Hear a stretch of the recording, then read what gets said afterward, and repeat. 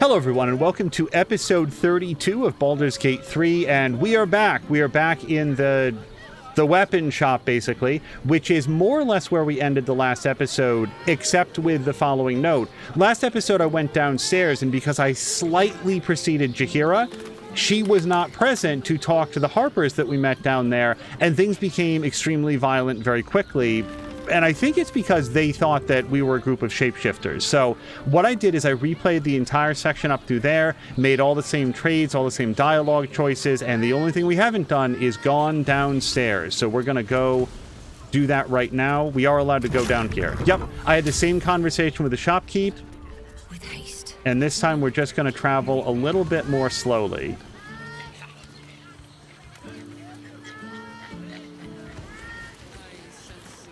Yep, but don't go too far. As I said in the last episode, I have been willing to eat a lot of bad rolls and a lot of bad outcomes during this, but this was not a story choice where I decided to come in here without Jaheira for reasons. This was, she just hadn't come down the ladder yet, so the rest of the conversation treated like she wasn't present at all. And unfortunately, we do have to wait as each individual person comes down the ladder. Is that it? Are we all together? All right, let's F5 it, and now we're going to proceed. Hi, Harper. May Seluna's tears shine on this meeting. A very formal greeting, Geraldus. You are well? Yes. Hi, Harper. Standing beneath Seluna's tears. The lad's a little nervous, Jaheira. We heard of your great victory against Ketheric. Geraldus isn't nervous. He's terrified. And he's using Seluna's tears as some kind of code. I understand, Geraldus. Take a moment. And you, Harper. There is something familiar about you. Doesn't she remind you of our old friend Marcus? Jaheira's meaning is clear. Marcus was a traitor laying a trap. The same, it seems, is happening here.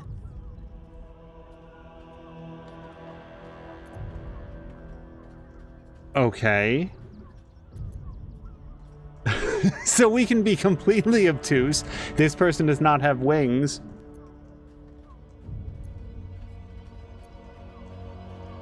I don't know that she has them distracted, though. So now that we're into it with Jaheira, and she's sort of walking us through this moment in our lives, she's straight up saying that this person is a traitor.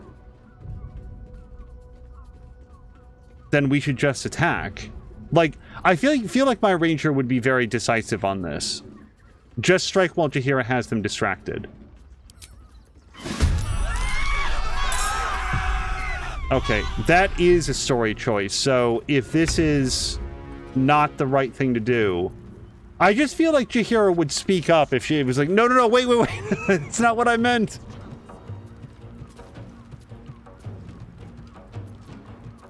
We have a whole surprise round, which is good, because Jaheira is still mortally wounded. All right, let's use this to our very best advantage. We want to...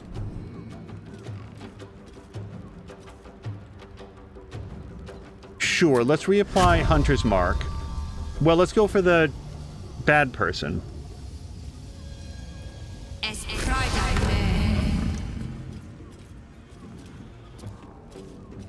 Advantage on your next attack roll, but do I need that if I go upstairs? I feel like I don't even need that.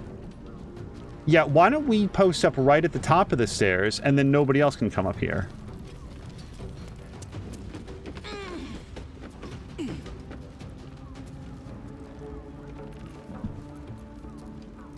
These two are close enough together that I bet that we can do some nasty stuff to them. Arrow of Darkness. Do we know anything about these folks?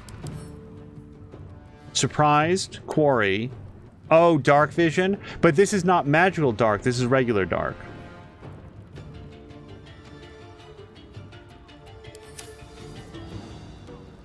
I don't think we're going to magical darkness them. Let's just... Maybe we can make them slip.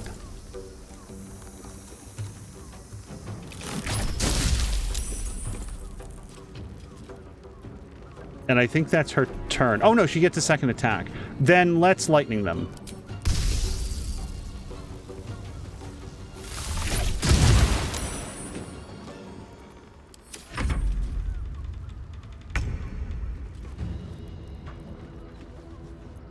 Now we are Jaheira. Jaheira is not in a very good condition physically, but maybe we don't need to be. Oh, he's on our side. Okay. Right, because he's the one that tipped us off. I feel like that archer is somebody that I'm not very comfortable with.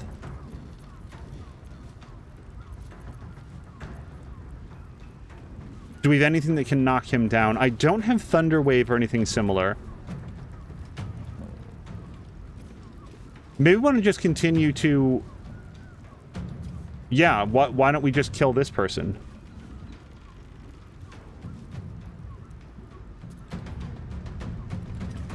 This is what we want to do. Yeah, let's call lightning on him.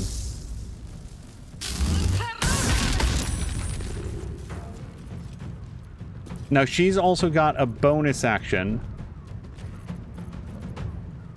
Or Grasping Vine. Do we want to... Oh, maybe... Do you think we can use Grasping Vine to pull that person down?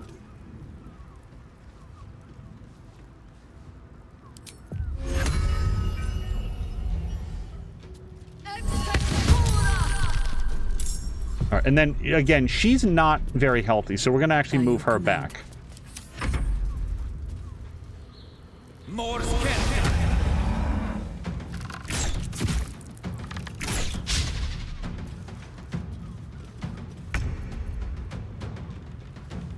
Astarion. Let's do Cunning Action Dash.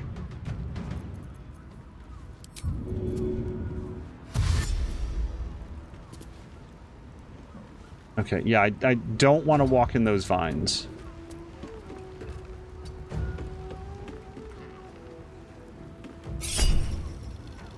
They rolled a 20. Seems good enough.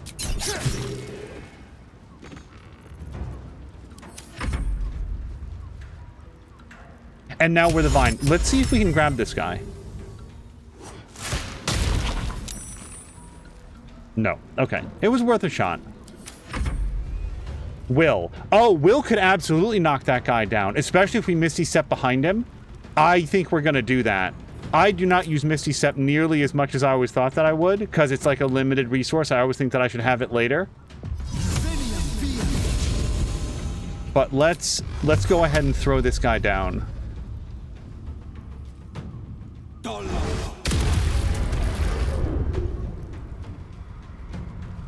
And that is Will's turn. Except for his bardic inspiration. Wait, why does he have this? I'll tell you what, let's solve that mystery later. Here's our nymph. I don't think that she has a name. Yeah, the nymph and the Azer get to go both. Let's have this guy go for... Change my mind. The Dryad.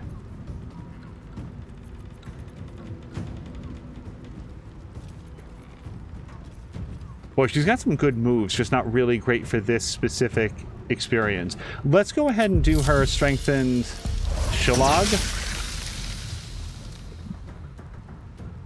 And you would think that of all people, allowing nearby allies in the area to travel with ease. Let's move her here. And that way, any allies that want to go through here, they're not going to get in trouble. They won't have any difficulty with it. And that's as far as she can move anyway. So theoretically... Oh, can we... No, he doesn't have a lot of great, like, move faster options. At least none that he can do as a bonus action.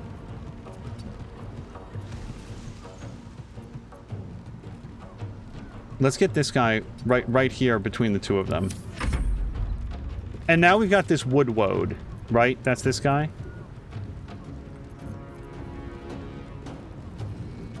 Entangle. Sure.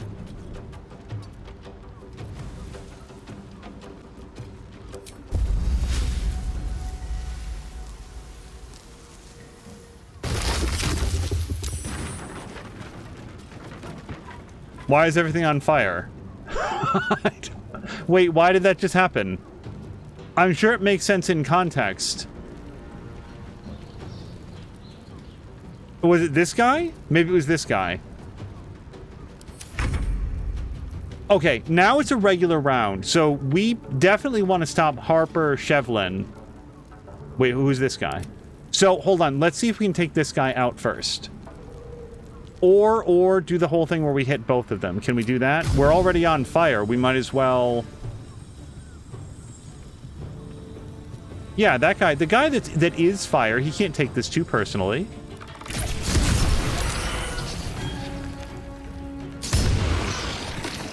Oh, did I just do a sneak attack on the Azer? I should have paid more careful attention.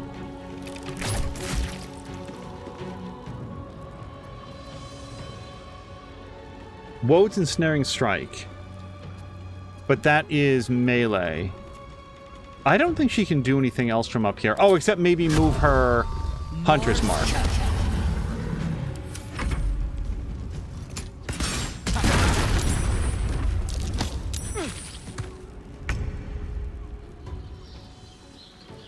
Okay, I want to make sure that Harper Geraldus doesn't die. He seems okay. He's more on fire than I'd like. Do we have any water ability?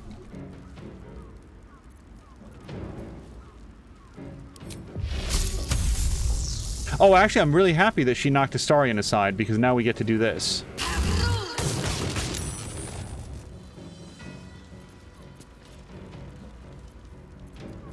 And regrettably, I don't think that we have any option to, like, throw water in his direction.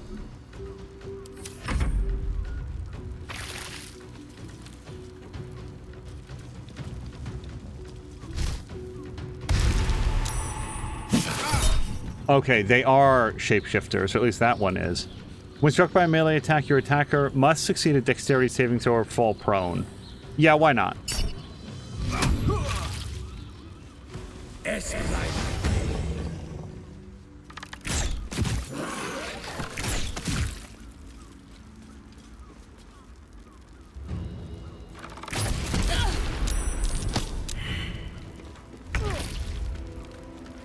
Okay, everyone's kind of on fire. I don't think that we want to run around in the fire more. Let's pull back to here, and we're going to use our ranged weapon. They rolled a 26. I love that when they die, they turn into their monster form. Which, did that happen for What's-Her-Face? Yeah, okay, I didn't notice this. The short halfling person was a regular-sized doppelganger.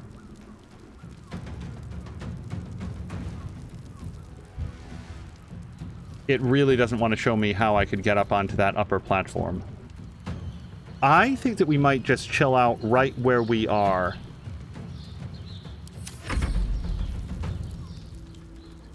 Who is still alive? Zal. I think that Zal... Can I move in any way or no? No. Forever dauntless.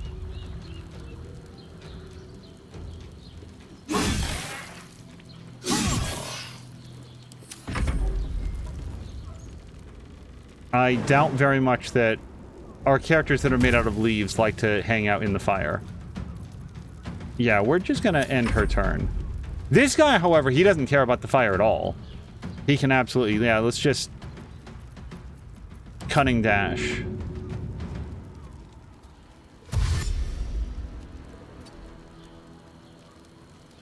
I like having these elemental friends that can do things that our regular characters can't. Okay, Wood. Again, let's just step back out of the fire.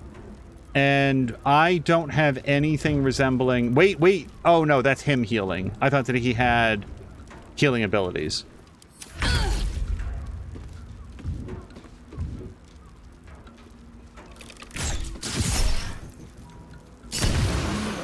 doppelgangers. How many has she brought to Baal's side, I wonder? Mahler's mark. How many more Harpers? All right. Well, everybody took some damage, but it was mostly just singeing around the edges. And that answers the question that we had at the end of the last episode. Things suddenly got very violent, and, like, I caught a glimpse of it, but I thought the Harpers were saying that the party here was a bunch of shapeshifters. I thought that they were misunderstanding because we weren't arriving with Jaheira, but nope, they were just a pack of jerks. Now, we found this kill order. You won't have to wear those Harper smiles much longer. Orin has given the order. Kill the crone, but not before you tell her how her little soldiers died. Preserve some hair or sinew if you can. The Chosen would like to string a harp of her own. Is crone the way that we are addressing Jaheira these days?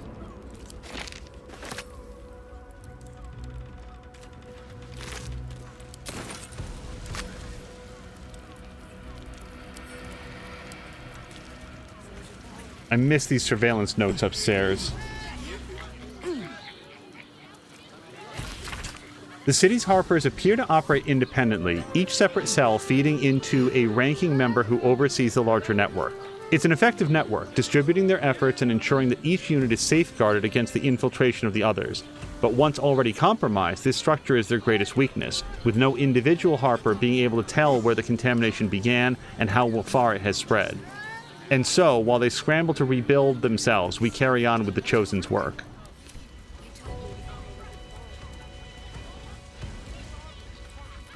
Did I get it right? Selûne's tears. It is said no false face can stand beneath their light. An old code, Harper. But yes, you got it right. Now I need your report. We had eyes on suspected cultists in the city, like you asked. We thought we were tracking them, but... They were tracking you instead. Evidently. Doppelgangers. And they're not just working with the cult, High Harper. They're part of it. Ballists, I think. Sworn to Orin the Red, yes. We've already had the pleasure. Go on. Everything seemed fine until your latest orders. Until we started to search for the Rashomon. They struck the same night.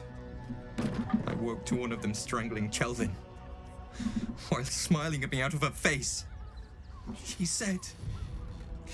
It said... that I'd report back to you as normal. Lure you here, and... I had no choice! I'm sure it felt that way, Geraldus. The others were likely dragged back to Orin. Tortured. Sacrificed. I do not expect you to die for me.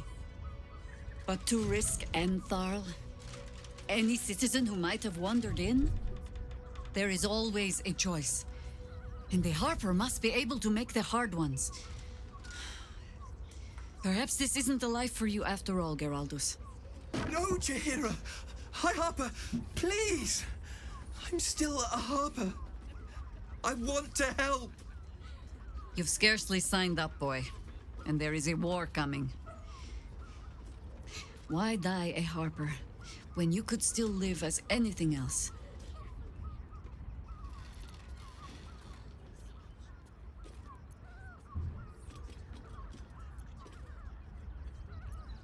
Well, it's not Jaheira's fault. And I'm not going to say enough of the Harper dramatics, what do we do now? This is really important to them. Jaheira is telling him that despite his best intentions, he put other people in danger. And at a minimum, she's telling him that he needs to have a reckoning with that, like within himself. Are you sure you want to do this? Maybe you're not cut out for this. You don't have the stuff. I don't really want to take sides on this. Here we're lecturing Jaheira, which doesn't feel real good. Here we're advising Geraldus to go do something else with his life. It feels like this is really important to him, and I think that the choice to put yourself in danger or to die, Jaheira is pretty literally telling him that he should have sacrificed his own life before putting the other innocent townsfolk and Tharl, the dude upstairs, in danger. That's a tough pill to swallow, and he needs to come to terms with whether or not he's going to do that.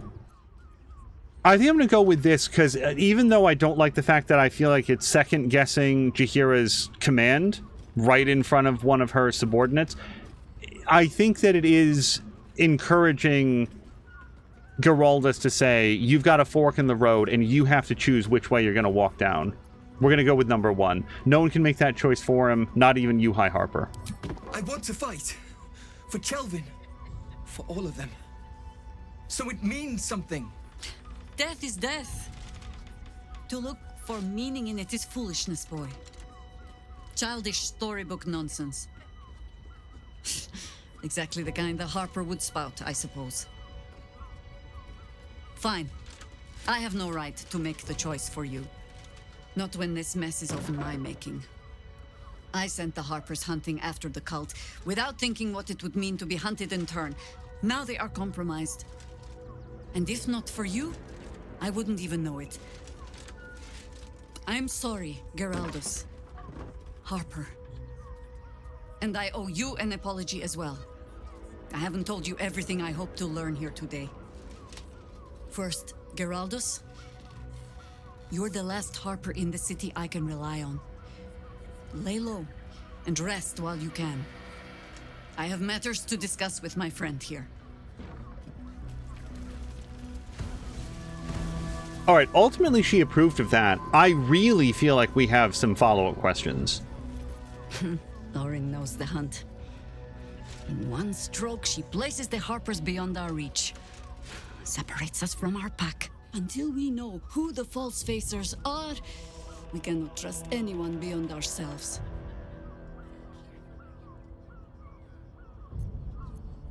Except for Geraldus. Unless we let him out of our sight. Like, can we, like, mark the back of his hand with a pen or something? Except Geraldus. It has been some time since anyone dared rap my knuckles like you did. No less than I deserve. I have not been overly generous with the truth. I came here to learn of the Chosen. True enough. But I set my Harper searching for someone else, too. Tell me, what do you know of a man named Minsk of Rashomon? The name is as familiar as Jaheira's own. A hero of the time of troubles, who saved the city more than once. There isn't a Baldur alive who doesn't know that name. But few know of his fate, I think. I had hoped to keep it that way.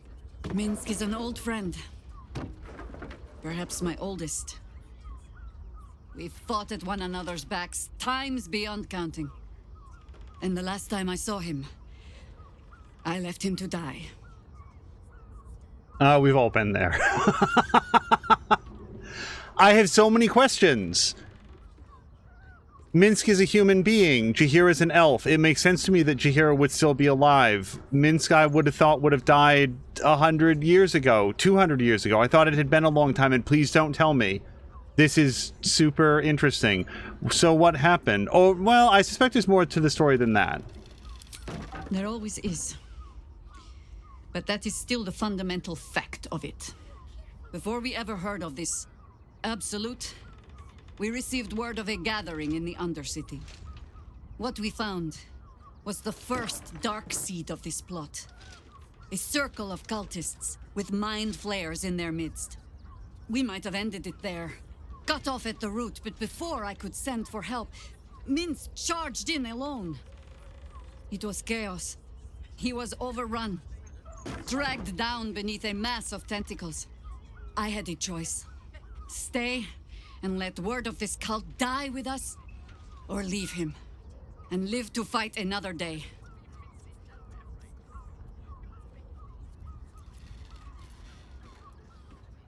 I have to say, I'm directly thinking you made the right choice.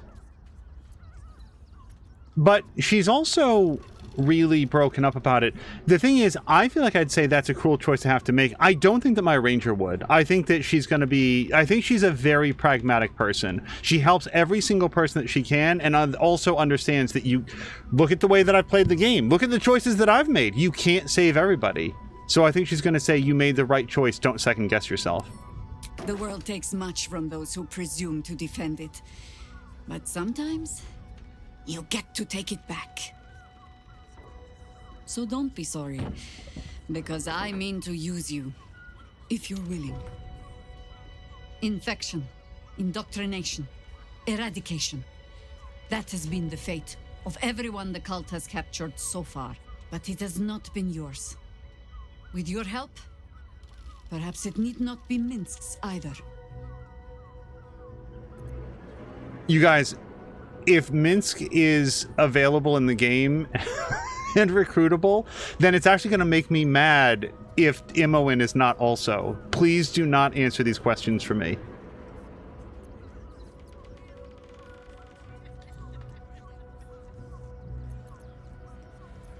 Why are you only telling me this now? Because I was playing the pragmatist and writing my friend off for dead. Then I met you. If I seem suddenly flushed with hope and soft feeling, you have only yourself to blame. Oh, the point is moot without a means to find him. Without the Harpers, we shall have to find another path. I'll have a better idea of what that is once we're through the gates. Seems I need to reacquaint myself with this damned city. Okay, I really thought we were in the city. I thought that when we snuck past the checkpoint, that was it, and we were sort of in the city. But no, apparently we haven't made it through the gates yet. Okay, and we searched everything down here. I feel like that is a walk around, isn't it? Nope. One more heavy chest. We should probably have a chat with the store owner. I feel like he might have heard some quaking coming from underneath. What?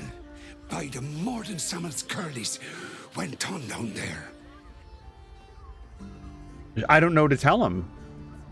What should we tell him? I think that we should be straight with him, because there's corpses down there. Like, the city guards could come by and say, what's this? I think we have to tell him. Our Harpers turned out to be shapeshifter assassins. Of course.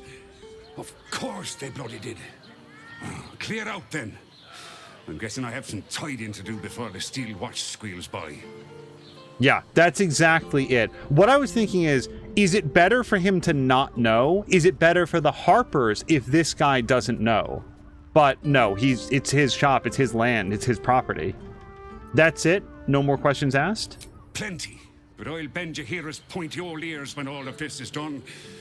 She'll owe me a whole cask of drinks by then. Is Jaheira not here again? Wait, tell me Jaheira's not here again? Oh my god.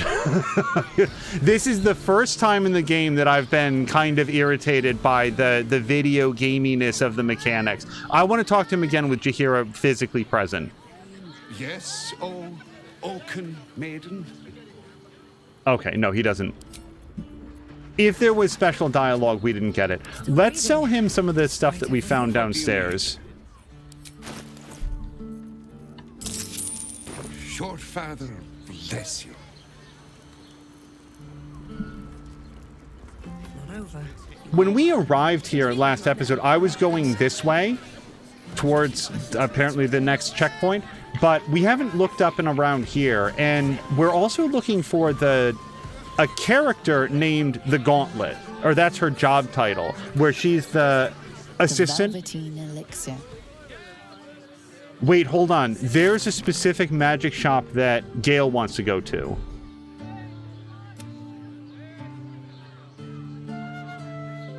The crown worn by the Elder Brain. Gale wants to learn more about the Netherese crown controlling the Elder Brain. In Baldur's Gate, there's a renowned magical emporium, Sorceress Sundries, known for its collections of rare and valuable magical tomes. He wants us to go there and speak with their bookseller and find out if they have anything on Netherese magic. Alright, but it's not this place.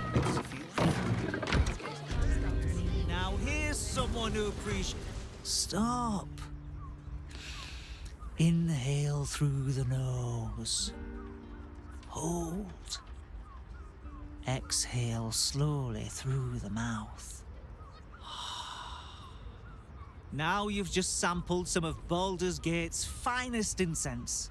Delicious, no?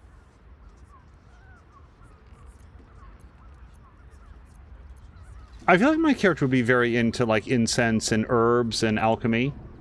Those are some heady top notes. Aren't they just? You clearly have excellent taste. What can I do for you, sir? Quite the establishment you have here. I must say I'm rather proud of it.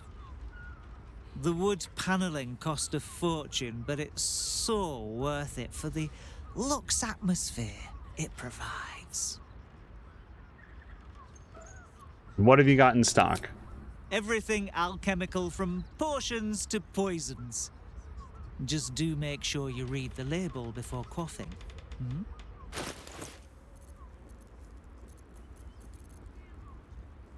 I don't think I need anything that this guy is selling. I think that I have every single one of these in abundance. Certain things like the poisons, I'm tempted to get, and I want to say oil of combustion I may not have, but I have so many other things that I'm not really inclined to buy more of them. Yeah, we're just gonna mark this guy as a comeback later. Be sure to savor each purchase. Potion catalog. Is this safe to look at?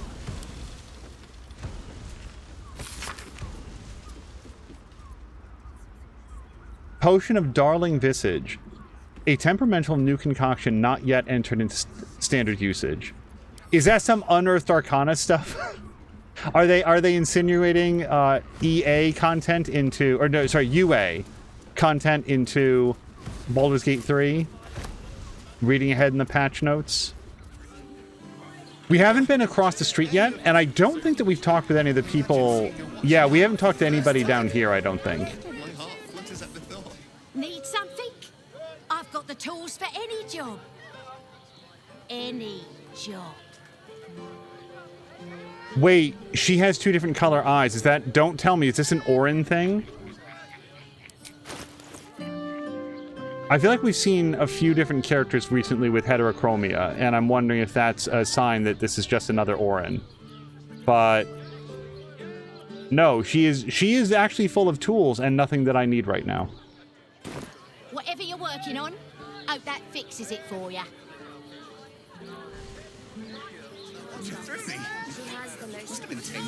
My mate got thrown by a steel watcher. Lucky bugger. The trajectory was perfection. Are you a steel watcher fan too? If so, we meet here every day to discuss their mechanics. Excuse me? We're discussing steel watcher gyromatics. A topic beyond your understanding, I imagine. What I wouldn't give to meet the Gondian who invented the steel watch. Calms Garms.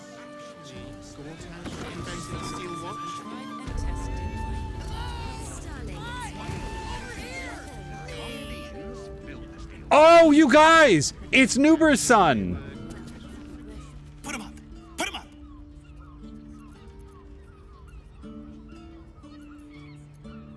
What do you want? Yay! You spoke to me! Nobody ever talks to me! My name's Naaber, adventurer to be, soon to be the best adventurer anyone's ever seen. As soon as I figure out what kind of adventurer I want to be. What do you think? Can I be a fighter? Oh, this guy's voice is super... So, for anybody that doesn't know, because why would you, there was an extremely memorable character in the original Baldur's Gate, and I mean the first one, all the way back, where there was this ultra-annoying character that would follow you around and say... I think that he had some sort of dialogue about, like, people always find me so annoying, but do you find me annoying? And you could say yes or no, and if you said no, then he would follow you around for a good long time and say, what about now? What about now? What about now? And if you did it, like... I want to say like 10 or 15 times. It wasn't that bad. I think that he gave you like some sort of slight reward and then went on his way. And his name was Naaber. Noober. This is so clearly a reference to that. And as soon as I walked in and this guy is immediately so annoying and I saw the name, I was like, oh, I know exactly what this is.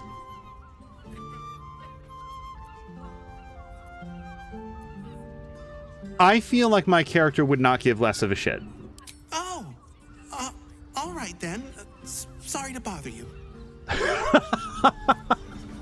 My character, who has infinite patience for everybody's bullshit, is just like, no, no, thank you. Thanks for stopping by Calm's Garms. I'm Calm. Well, Carmen. What can I do you for?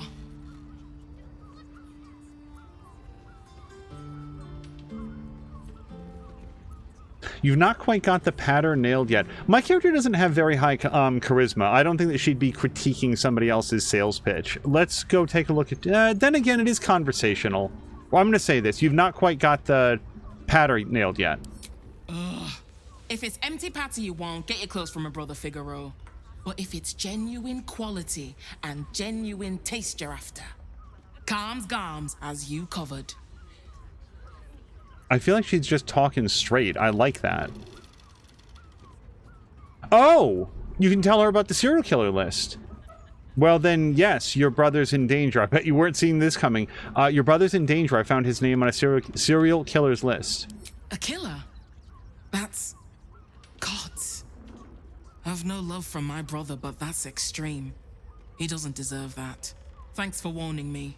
But it's him that needs warning, and he never listens to me. So you don't get on with your brother? You wouldn't either, if you knew him like I did. Since Dad died, he thinks he's cock of the bloody walk, that I should give up my shop and work for family business. For him, dick. Maybe Figaro wanted his sister close. You just lost your dad after all. That seems awfully second-guessy for a situation that she lived through. I feel like she would have known that about him. I'm going to say this, but I would not normally say this. Maybe you should keep your nose out of where it doesn't bloody belong. Now, you want clothes or not? Yeah, I deserve that. Sounds good. Get you something a bit fresher than your current outfit. Unless it's heavy armor or medium to light armor, not really going to be interested in it. And we do have plenty of dyes, although I don't have any pink dye. I don't think I'm going to use any pink dye either. Sage green, we definitely want that though. I don't know what's different between green and sage green, but I will buy that. Remember, Calm's Garms, here for all your fashion needs. She got over my character sticking her nose where it didn't belong much faster. I hope I didn't bite off a really cool storyline with Naaber here. I didn't expect that to actually completely end the conversation. Roar! Roar!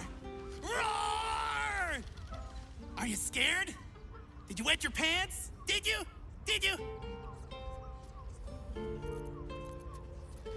I'm not going to pretend to be terrified. Why would I patronize him like that? You decided to be a barbarian? That's right! You got it! Yay! So how did I do? Are you quaking in your boots with fear? Not even slightly. Appreciate the honesty. Oh well. Back to the Narbing board. It's interesting that when he says it, it's got an R in it. Happy birthday to you. Happy birthday to you. Happy birthday, dear. I'm not telling him my name. It's Bard? Yep, that's right. Help me out here. Happy birthday, dear. It's not my birthday. It isn't? Shoot. What did you think anyway? Can I be a good bard? All the bards I've met play an instrument. Oh. I don't have one of those.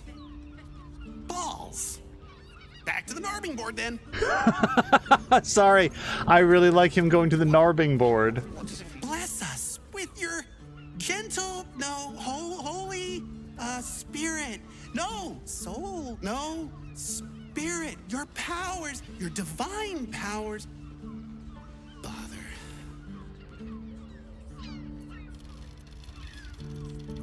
Whatever you're doing it wrong. I'm praying. Is that not how it goes? No. Oh! Shit.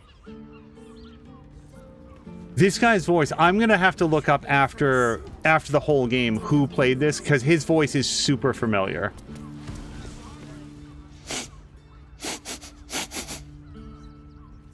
Okay, we already have a scratch.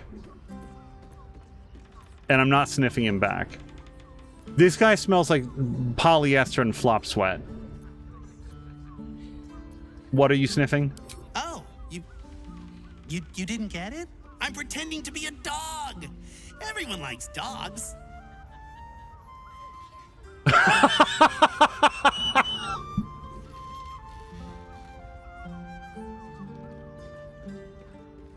This is too cruel. For all I know, this guy has a vibrant social life. I liked you more as a human. And I'm not going to tell him to carry on, because he'll take that as positive reinforcement. You liked me? Oh, happy day! I don't feel like that's what I said at all. Behold, mundane meddler, you step in the domain of a master speller. For I am to be the most mighty wizard!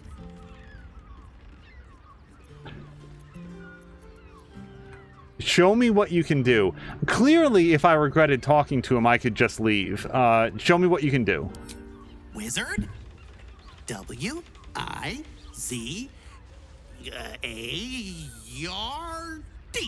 Wizard. Astarion would take this man's head clean off. I don't want to call him an idiot. Why would I, like, keep talking to him just to insult him? That doesn't make me look good at all. Sure. That wasn't it, was it? Bum. Know any fiendish philanthropists? Fickle fey financiers? Eldritch employers? I want to make a pact. Oh, this guy would sell his soul for a chocolate coin.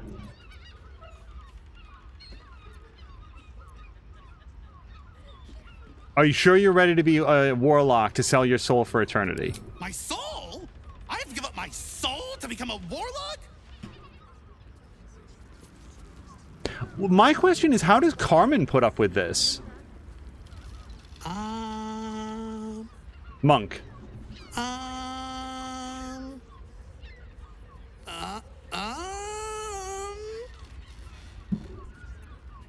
I take you decided to try being a monk. Oh, hi. I didn't see you there. I was in deep meditation, see? Isn't peace and quiet just the best? I'm gonna be the best monk there ever was!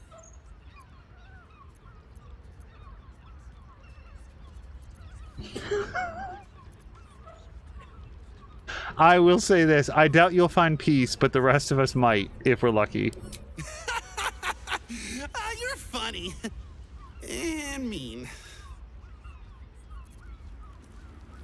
Boo! Bet you didn't even see me coming. I'm a shadow. A master of sneakery. A rogue! Are you ready for the long, drawn-out silences of an assassin's pursuit? Why do so many professions have to be done in silence? I like talking! Talking is the best! You guys, I'm gonna be so happy if we circle around to Ranger and his impersonation is, duh, I'm a stupid Ranger. Like it's the one class that he just thinks is beneath contempt. No. If not a rogue, then a ranger. I'm great at chasing things down. The apex predator? No. I'm a bit too chatty, aren't I? Oh, well. If that's what they should have done for this. They should have had it be like whatever primary class the player was, 5 or 6 of these in, he would do that one, except he would just have like bottomless contempt, just absolutely dripping with sarcasm over how pathetic that one character class was. Every other class that he likes. Perhaps the answer was deep inside me all along. An ancient spark of arcana. Yes, I was born to be a sorcerer. I can feel it. Not for nothing, but look at the lighting. Wherever he's standing has like some colored light that's coming down on him that looks really cool. Can you actually do any magic? Let me focus. I can feel the power deep within me. Oh, it's coming up. It's coming up. Oh, oops. Just ingestion. I'm not even kidding. Does this guy have stats? Oh, he's just 10s down the line. I honestly thought that we'd find like wisdom with like a 4 or something. My liege, I swear to you an undying oath of absolute devotion. I am but your humble paladin. Again, I'm the one talking to him. He's not bothering me. I don't accept. Really? But I'm ready to do anything.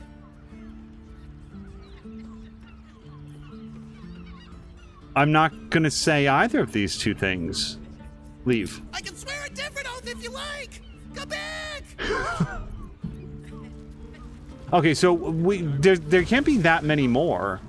I'm trying to think of what classes we haven't heard from yet.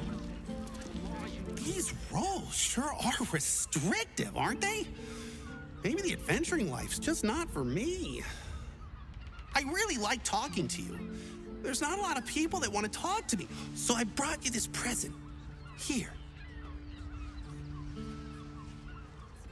Now, what are we gonna talk about if not the adventuring life? Wait. What if I mix the classes? Naaber, you genius! We did the impossible. We listened to Naaber until he ran out of questions, and you receive the Absolute Confidence Amulet. Performance +1, Intimidation -1. Hey, I don't hate it. I don't know that I would ever wear this, because when would I ever know anything about going into performance? But I usually don't do Intimidation. And at a minimum, we can just sell it. Too much. I wonder, so A, it'll be very interesting to see after this, was that an achievement? And B, how popular of an achievement was it?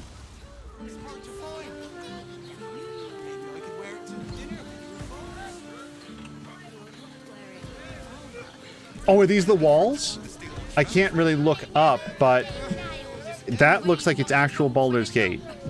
I need to be much more careful about quick saving often, because I got out of that habit and it's cost me dearly on a couple of occasions now. Greetings, citizen. I trust you are enjoying the city.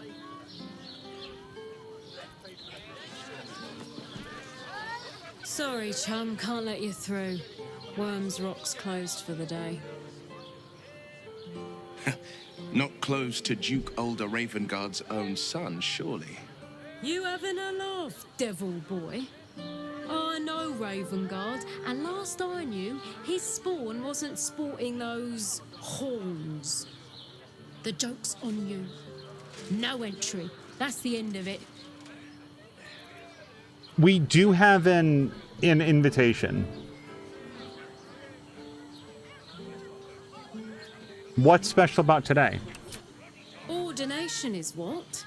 Lord Gortash is becoming Archduke. All the peers came to pay regards. Attack? Why would we attack? I feel like we would never... How would we ever get through the gate? We have an invitation, but I want to look around. I just want to make sure that we've done everything on this side before we cross. Gortash is to be proclaimed Archduke. His grip on the city tightens. Gaining access will not be easy. We must either earn an invitation or find a route where we can pass unnoticed. You want past? Talk to Ellen. Wyrm's Rock's off limits. You got a problem? See Ellen there. Greetings, citizen. I trust you are having a safe and productive day. I've been invited to the ordination. Won't be. You don't look the posh sort. Last door on the right. Go on. Make merry. Lower the gates. Special permission.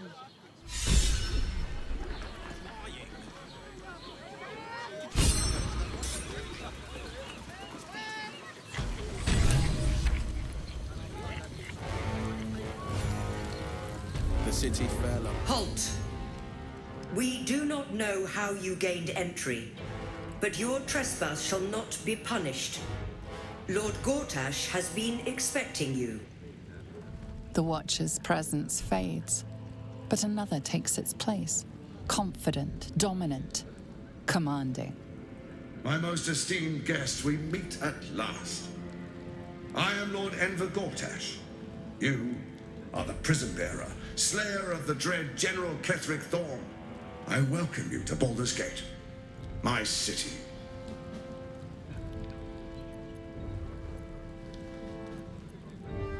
A pleasure to meet you. Could we talk face to face?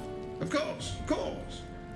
My Steel Watchers are rather adept at keeping the peace, but not entirely suitable for polite conversation. Allow me to formally invite you to my inauguration. Make your way to the ceremonial hall. Now, I noticed that it's... We shouldn't have any more trouble from the guards. I'm trying to move. I noticed that its chest plate stopped vibrating when Gortash took over.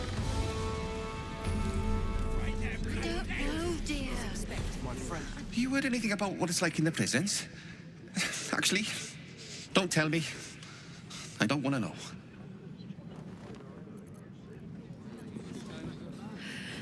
It's a waiting that's hard. If we could just talk to one of the fists, it would be as clear as day that we're not criminals. Let's rehearse this one. They say Gortash won't be king, but that pomp upstairs sure sounds like a coronation. I swear. No time to talk. I have clients to brief, and they're as sharp as spoons. I ain't saying nothing to nobody until I've had my trial. Oh, leave it out. I've got a trial coming up, and I need to rememberize my lines. Rememberize is a great word. What are they waiting for? Let's rehearse this one more time. I don't remember if we've read Ball Cult Resurgence. All we can do is be patient. Unfortunately, it does seem relevant. A report by Devella Fountainhead. Oh, Devella, that's the name of the person that we're looking for. Pursuant to an investigative order from Blaze Liara Porter, a cross-indexing of points of similarity in unsolved murders in Baldur's Gate lead to the inescapable conclusion that we are witnessing a resurgence of the cult of the murder god Baal. As the textbooks tell us, over 100 years ago during the 1360s, a criminal... Oh, so it's been over 100 years. Sorry, this just sort of clarifies that. A criminal organization known as the Iron Throne was taken over by a brutal new leader, Saravok Anchev. This Saravok proved to be what was called a ball spawn. I'm so sorry. Can we maybe zoom in here? I'm just trying to get anywhere away from their dialogue. No, dear. Nope. I don't know. All we can do is be patient. Okay. Ballspawn. With the powers granted by his semi-divine blood, he nearly brought ruin upon the entire city before his defeat by the hero known as Gorian's Ward. I feel like I had a name, though. This is... Gorian's Ward is just like saying Jeff's son. Like, no, the person had a name. I know that they can't put it in here, but come on, Gorian's Ward. Call me Liberty's child. After that... The Iron Throne was brought down, the Baal Temple was suppressed, and the murder cult receded into the background. Now, however, corpses that bear the hallmark of Baalis murders are once again being discovered in Baldur's Gate streets, several per 10 day, and the rate is increasing. Citizens are anxious, some on the verge of panic, and the proud Flaming Fist Corps which usually depends on a show of force to discourage criminal activity, now finds our usual methods unsuccessful. The location of the old Ball Temple in the ruins of the Undercity has now been lost, so a raid is out of the question. Recommendation: a Ball murder response force should be organized as soon as feasible to provide a visible reaction to cultist incursions in the lower city. And you should call it Bramf.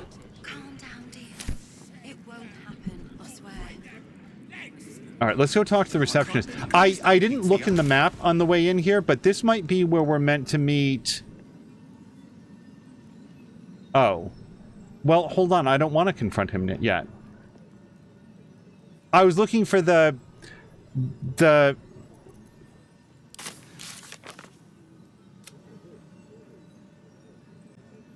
Right, we haven't even started with the murder tribunal. I feel like there's a lot of stuff that we haven't done yet. Not free Orpheus. The guild hall, for example. Like, there's other stuff that we want to do. This is the armory, not a bloody open house. Fists only. Now clear off. I would like to trade with you. Trade? Do I look like a shopkeeper? This equipment isn't for sale. It belongs to the Flaming Fist. I'm not above deception, but persuasion would go better, and ranger persuasion better still. The better outfitted I am, the less work there is. The less work there is for you fists inside the city. And we're gonna do our bonus. And I think I have inspiration from that last interaction. 15 with a +8. Well, +7 if we wanted to. No, +6. Let's go ahead and hit it. Oh, that never gets old.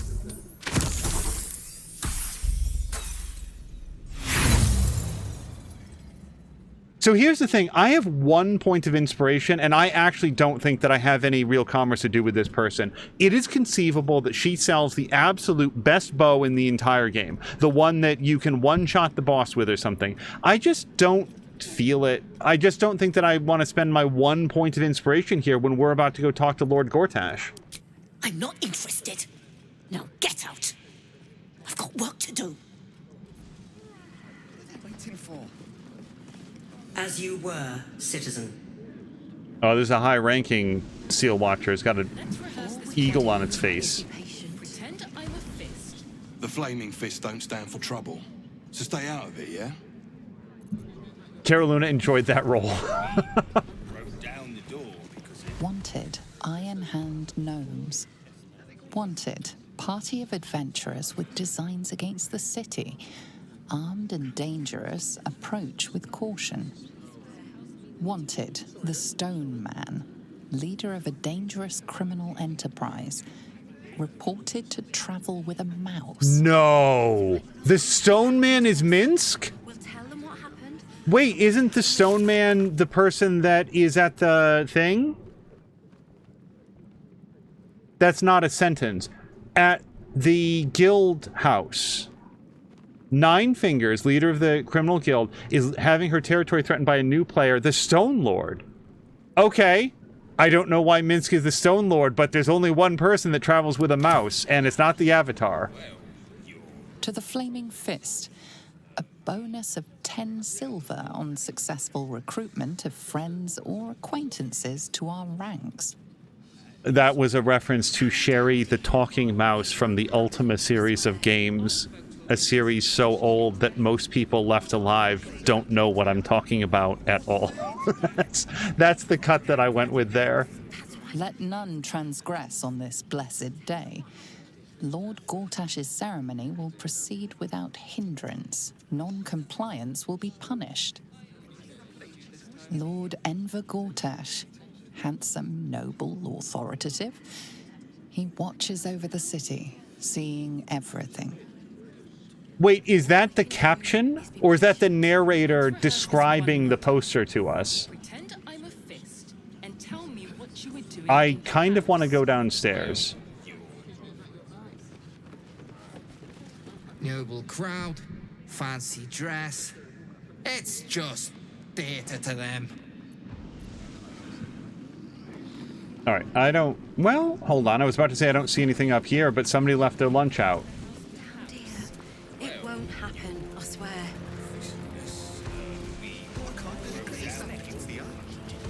Please make your way to the audience chamber.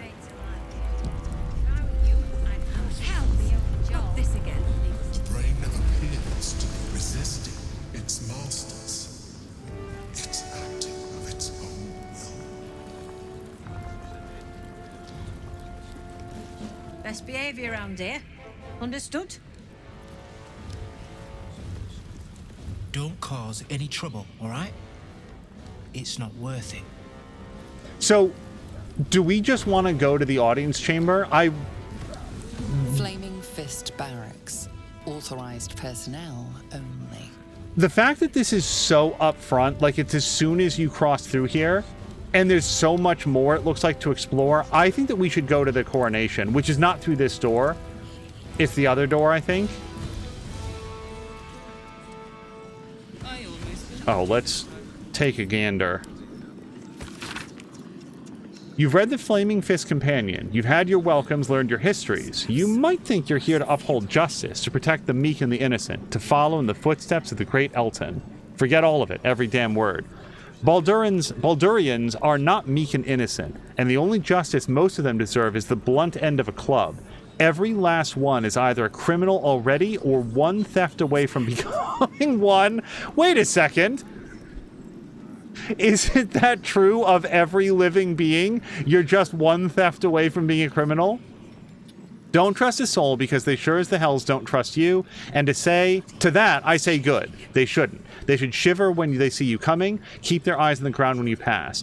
Fear leads to order. Order leads to peace. This is your duty. No matter what older Ravengard, Liara Porter, or any other supposed bastion of justice might tell you. So we know that older Ravengard has been taken over. We've seen the name Liara Porter a whole bunch. Not a character that we've met yet, but just their presence in this text gives us a little bit of information that she might be okay. Oh, more sleeping people? I don't want to do a whole bunch more sneaking. Yeah, I don't know if I want to steal from these folks. Whoever wrote that book isn't necessarily speaking for everybody. If that's how everybody felt, they wouldn't have to... They wouldn't have to write it down. Everybody would already know. It'd be one of those unspoken rules. I can't see any reason to go further into this room. We only risk waking people up. Oh, hold on. Is this person picking a lock? Yes, he is. Hold on.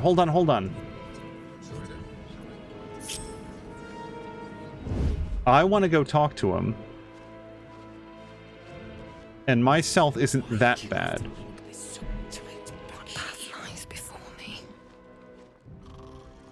Wait, I don't want to pickpocket. I just want to talk to him.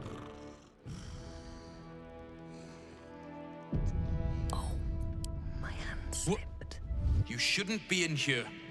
This barracks is private.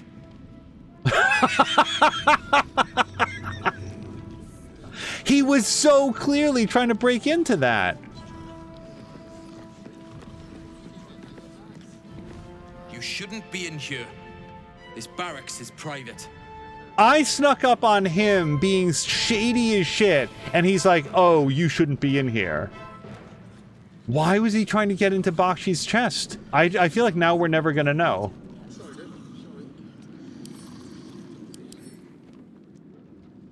A report listed by Bakshi listing all the small items that went missing in the barracks last month. But I know who did it!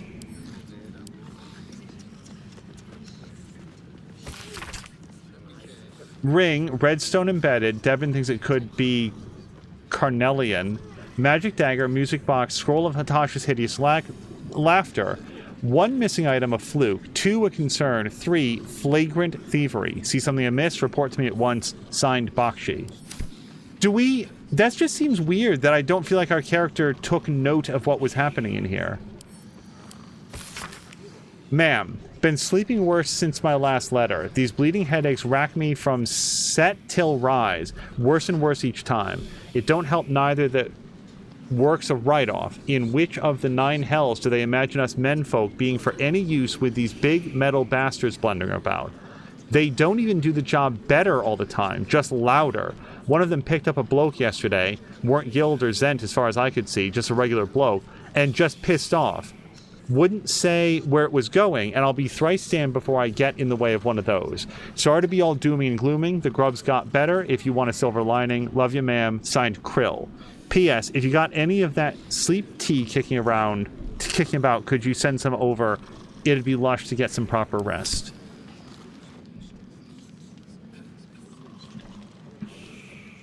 I feel like I botched this.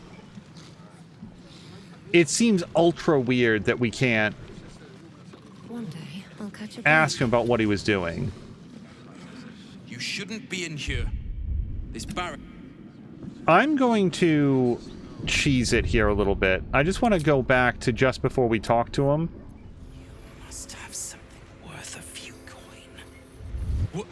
Oh, what are you doing in here? You notice the gnome slip a lockpick into his pocket. You're not a fist. Go on, get out, or I'll wake the others. All I did was come out of stealth mode, and then it had this conversation, which I think it started to have before, and then it kicked into the "you're not allowed in here."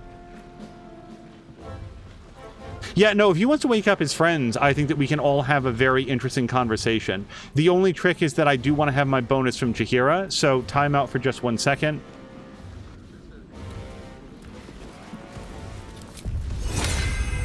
Let me smooth the path a little.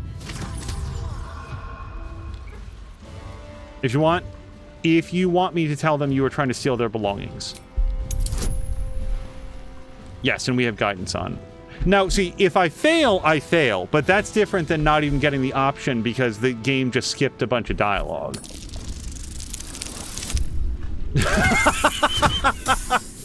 You guys, what is my average roll for this episode? It's got to be like a 3. Like, seriously. I will use inspiration here. Oh, but we're about to go talk to Gortash. Is this worth it? How much do I care about this? I care about this. I do care about it. We're going to roll again. Yeah, there we go. Okay, now I have no more inspiration. But my character, she's a good person. She doesn't like that this guy's stealing from his friends. I'm no thief. I was going to pay it back. Eventually. I needed the gold. I need gold too. Needed it for what? I'm getting out of here. Taking a ferry down the coast to get me home. Those bloody crooks at the docks are charging triple, though. Danger money. It's a joke.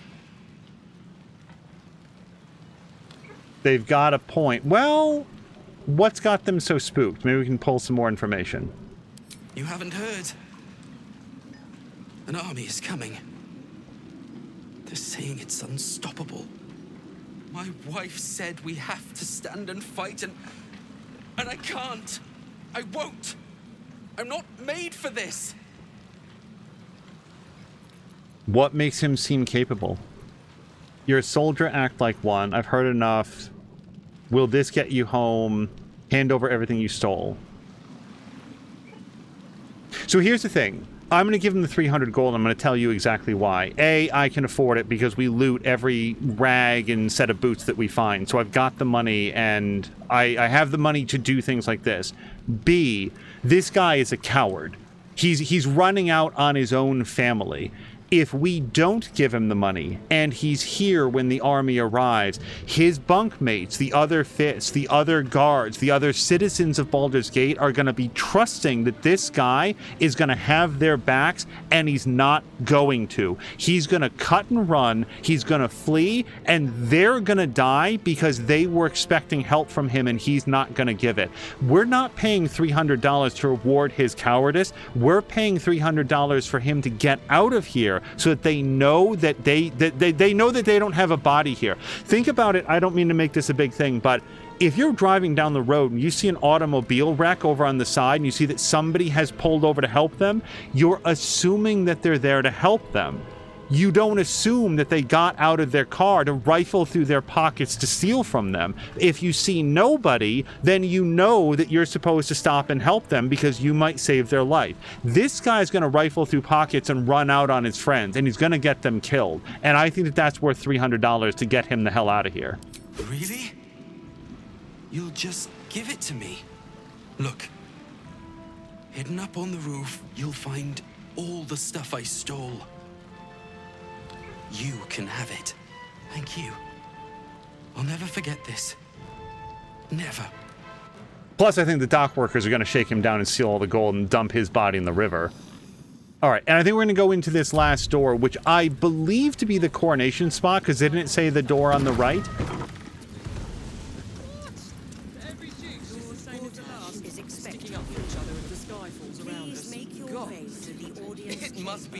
Okay, let's have a chat around. Is this person... Oh, no, I thought that was the Gith Yankee at first. Very well. Look, I'm all for Gortash, but those clankers, they don't sit right with me. Because they do your job better than you and without complaining. It is unnerving. Imagine where we'd be without them. The city would be overrun. They're all that's keeping this cult at bay. He has a point. They make people feel safe, if nothing else. Ha! You hear this? Tell my friends how safe you feel with those metal giants stamping about. With them in earshot? Oh, they're the best. I love the metal assassins. They're absolutely wonderful. Let's go with our ranger response. They're a blunt tool. For more subtle quarry, they'd be useless. They're a true miracle of engineering. Ha! It'll be a miracle if they're still working in a tender. I love... It isn't little Will. Straight to your handler. And I didn't even have to whistle. Mizora, I've had enough. You owe your life to me. Time to end the pact. Feeling cheeky, are we? Most unbecoming. Heard about your father. The Absolute's puppet. A damned travesty, if you ask me. He's upstairs in Wyrm's Rock, ordaining Gortash as Archduke. A splendid party, I hear. Perfect for crashing. Go on up. We'll talk after.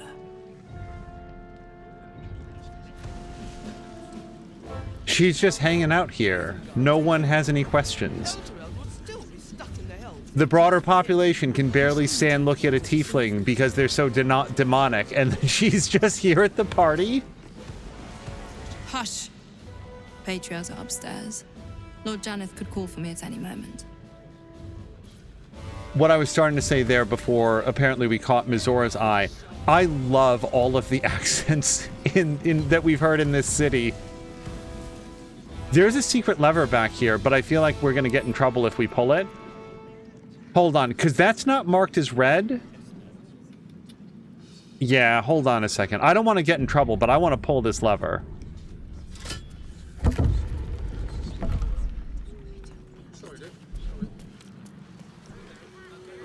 Okay, we found the secret autumn crocus.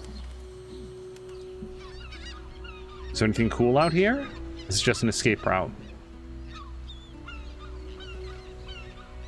Let's pencil our memories in. I feel like this was a secret way to get in if we wanted to, but we already have a way in. I want to go into the audience chamber.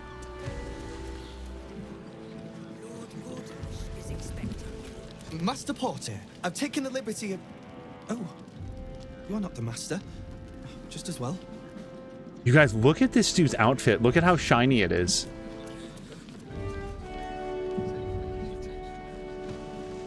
I want to meet Mistress Portier. I wonder if we will know... So far, my character has a very high, perception roll to know when somebody is infected by a parasite, and I want to know if Mistress Portier is, because I bet that she is. Why would they get the Duke, but not the leader of the Flaming Fists? Sure, I believe.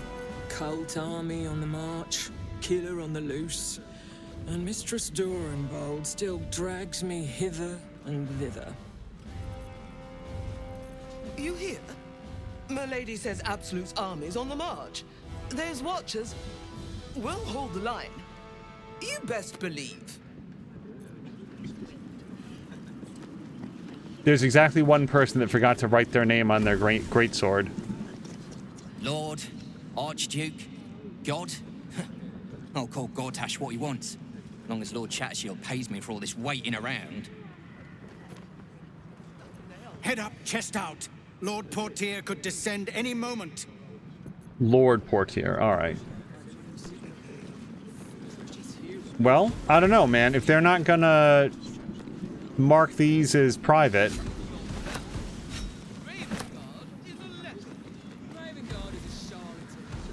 We've already talked with Lord Janeth's bodyguard.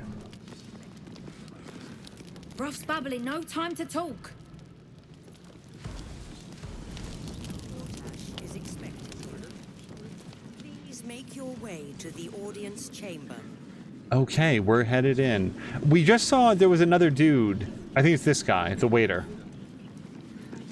Sorry, these dukes are working me to the bone. Chamber.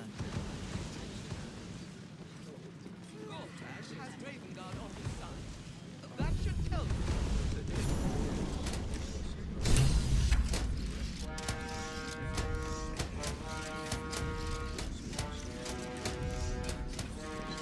I feel like this party is not for me.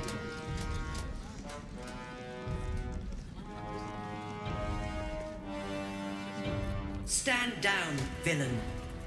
In the name of the Steel Watch, aggressive action will not be tolerated in the presence of the patriarchs of this proud city. I'll keep things peaceful. The Steel Watch appreciate your cooperation, citizen.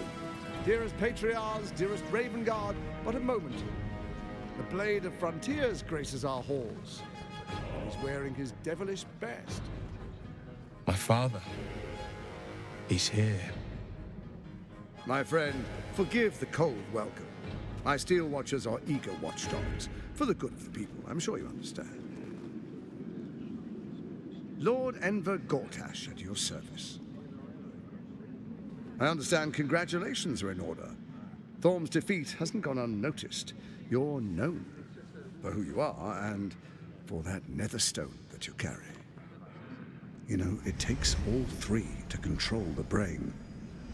Without Thorm's, it's become vexingly willful. The quakes are a clear warning. If nobody steps in soon, it'll free itself from the authority of the crown. I expect it'll start with turning the Sword Coasts infected. You among them. That prism of yours won't last indefinitely. Next, the grand design. The Mind Flayer Empire reborn. If we're lucky, we'll become slaves. If we're unlucky, well, not the most thrilling of prospects, but it's a fate that can be avoided if you and I come to an understanding. Together, we can still restore authority over the brain. Of course. Gortash always did have an eye for opportunity.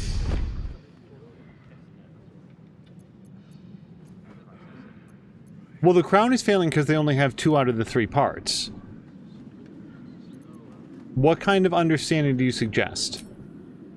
There's an old wisdom. A brittle alliance can never be mended. It can only break.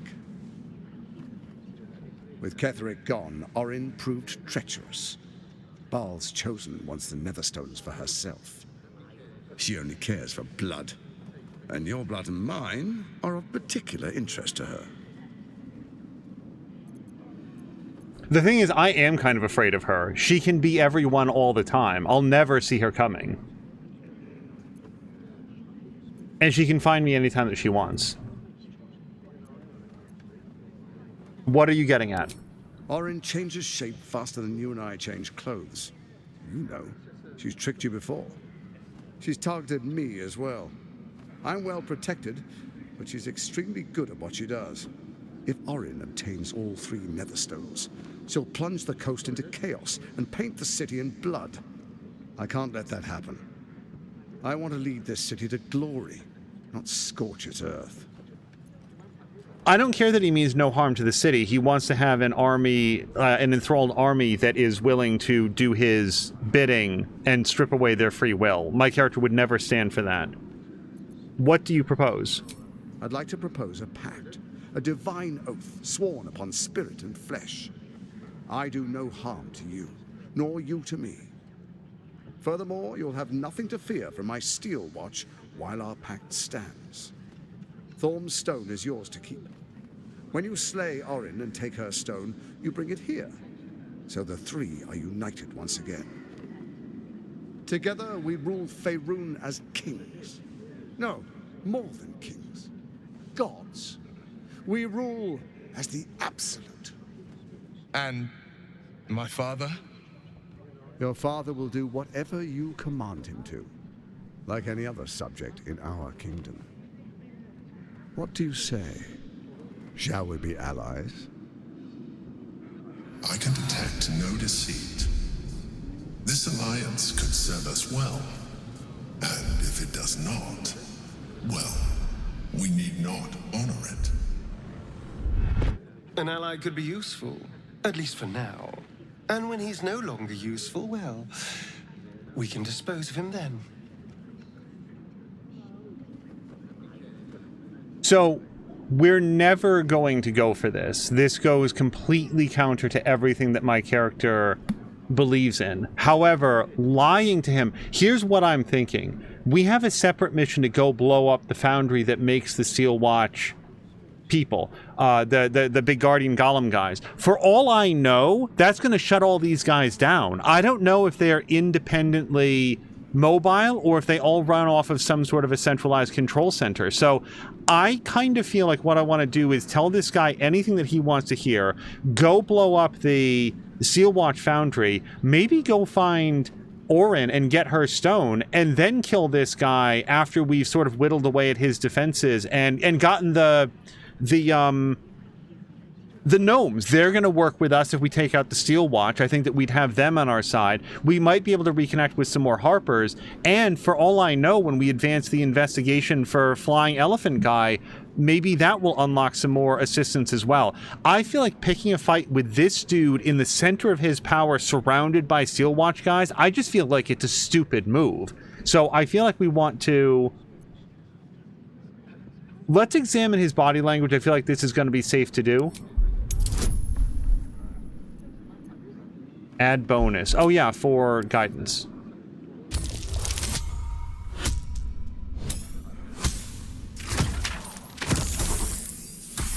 Boo. Terrible rolls today. You look carefully, but discover nothing. I feel like the fact that the Guardian said I can detect no deceit is good enough for me.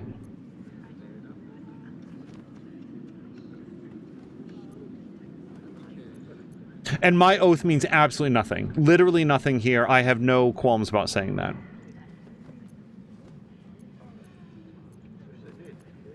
I feel like I'll think about it. No promises is more believable, though.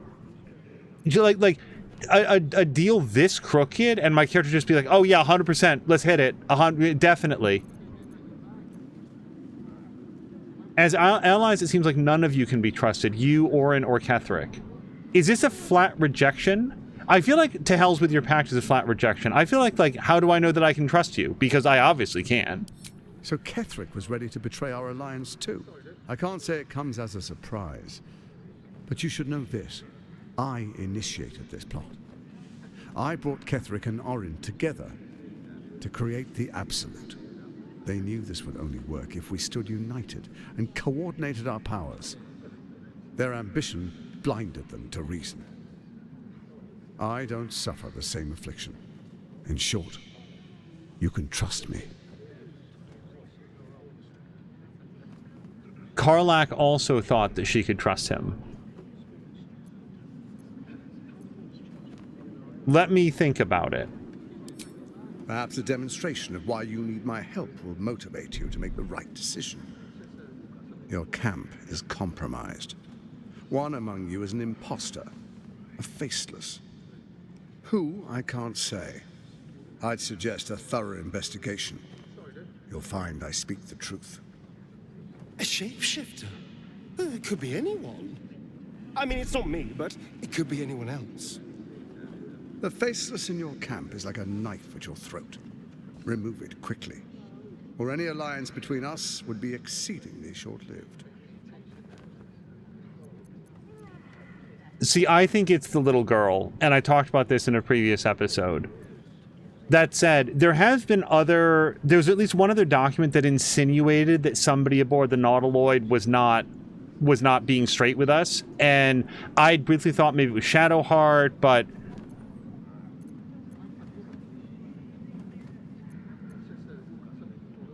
I seriously feel like picking a fight right now is the dumbest thing.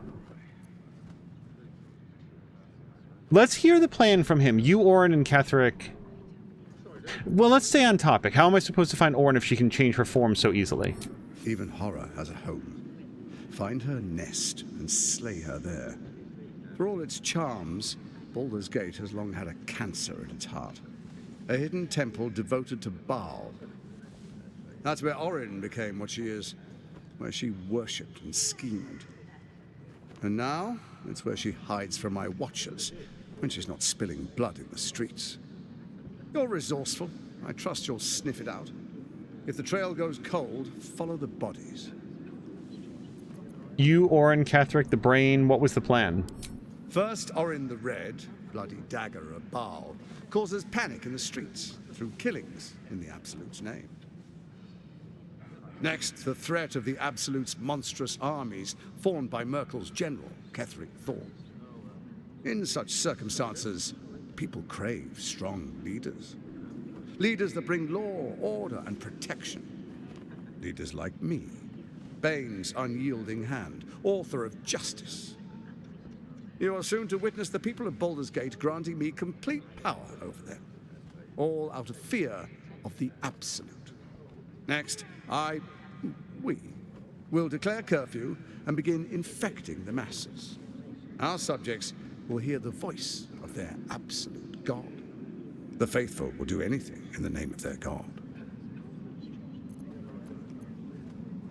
Where in the Nine Hells did you find a powerful artifact like the crown? Powerful connections. Let's leave it at that.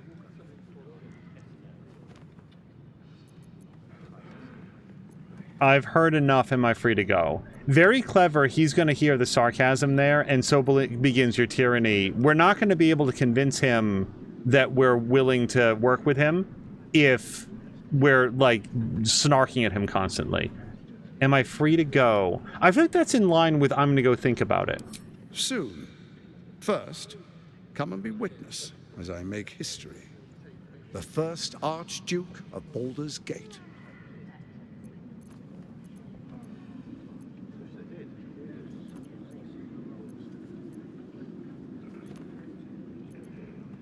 Let's get this over with. Among other things, my character doesn't like formal parties. You will follow me, and you will show due respect. Distinguished dukes, patriarchs, dearest Ravengard, I will heed your call. A new chapter begins.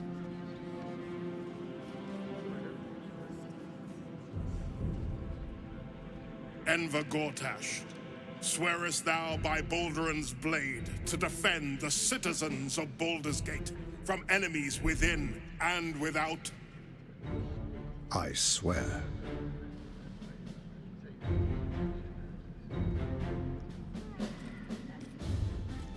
Swearest thou true faith and fealty to the same, by word, deed, and decree, so that none may suffer? I swear. Gathered guests, grant ye consent?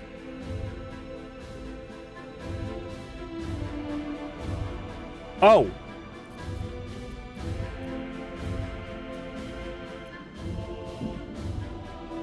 I'm not gonna nod. Oh god, I don't know. Say nothing. Enver Gortash, the council appoints you Archduke of Baldur's Gate.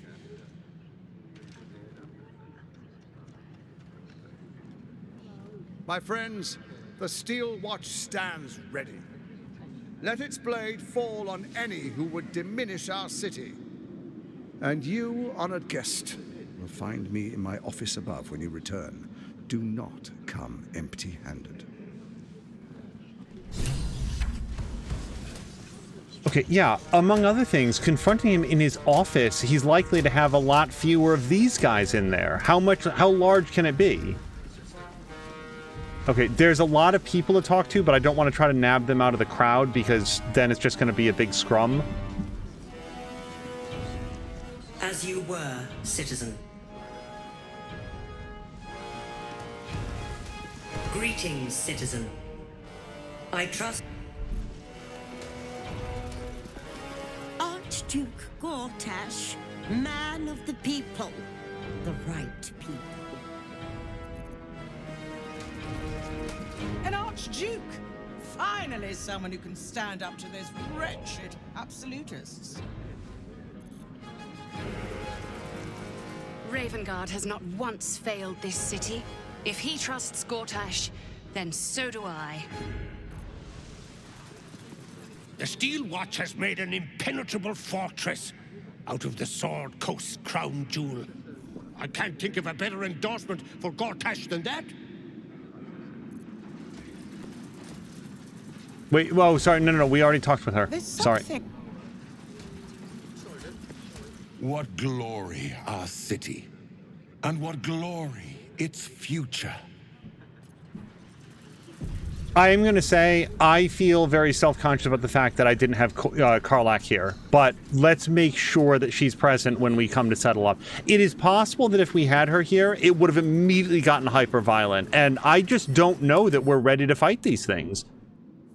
They're the same level as we are. They've got... Look at how high their stats are, and we read through this in a previous episode. They are very dangerous and blow up all the time. I've got a bomb that can stun like maybe one of them, but I feel like anything we can do to pare down their numbers is really important.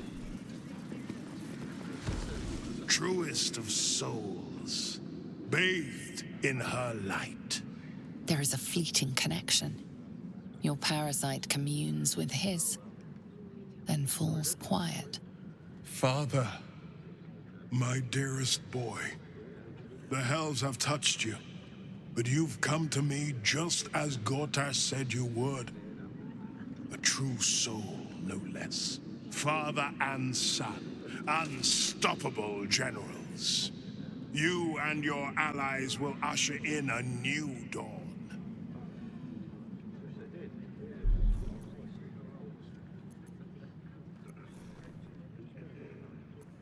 Yes, the Absolute will bring glory upon this fair city. Not just glory. Paradise. Faerun suffers in darkness. Tyr has abandoned us. Helm's Eye has strayed. But Baldur's Gate will soon burn bright, a beacon to light the heavens. And it will be Gortash who ignites the final spark. No, this isn't him. This is the tadpole talking. For a brief moment, uncertainty clouds his mind, then dissipates. The astral prism vibrates in concord. What nonsense is this? The prism quivers once more. Ravengard falters. As I said, Baldur's Gate will ascend. Torill's first and only grand city. Oh, man, I've not done this in the entire playthrough, but I feel like, what if we can break his control? Oh, it feels like very dangerous, but what if this is the only opportunity that we ever have? If there's ever any reason to use these powers, this is it. Call on your tadpole, explore Ravengard's uncertainty. I really hope we can do it. Add the bonus. It's not leave it to chance.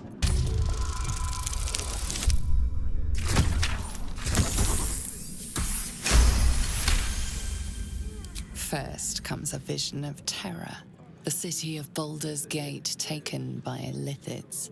But beyond the terror, there is hope. You see a beaming Ravengard presiding over the sunlit city, applauded by the people. A people at peace. The Lithids have not erased him entire.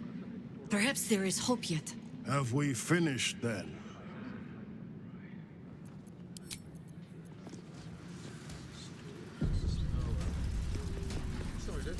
Incredible. To hear my father's voice speak those words, like a stranger wrapped in his flesh. But there's still a glimmer of him in there, calling for release. I feel it.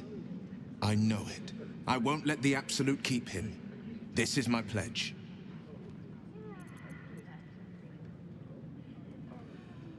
Seems like an odd time to have this conversation. It seems Grand Duke Stelmane's been murdered. Did you know her at all?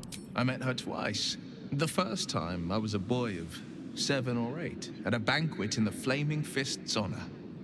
One look and I was smitten. Chestnut hair that flowed behind her like willow fronds, as she floated from one room to the next as if carried by clouds. The second time, Stelmane was different. Even with the aid of a cane, each step she took was a struggle. Every word she spoke took great physical effort. A stroke victim, I asked Father later. No, he said, a stroke survivor. You sense uncertainty in Will's voice. He questions his father's explanation. I sense there's something more to this story. Oh boy, never roll persuasion against your party members.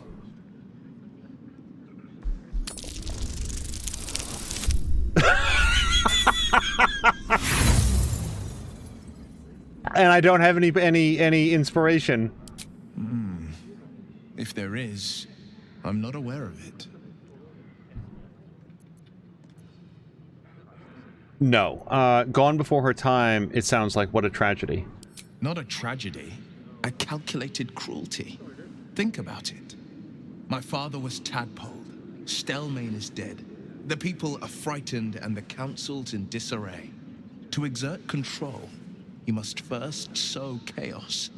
A tyrant's strategy, as Father would say. These murders aren't random acts. Someone powerful is guiding the killer's hand, and the city is made weaker for it. Will, were you not paying attention 3 minutes ago? We just got the rundown and all that, buddy. No. Okay. No, and I know that dialogue is probably something that can come up anytime. But I guess that was the whole, like, exclamation point conversation. And we can go talk to Gortash a little bit more, but... I may speak only to my lord. Terribly sorry. Hail the Archduke. His safety is my duty. To protect the city, but unless he... Good day to you. Wait. Oh, I thought it said painter for a second. There are supplies and... Thank the living gods. Gortash is here to protect us.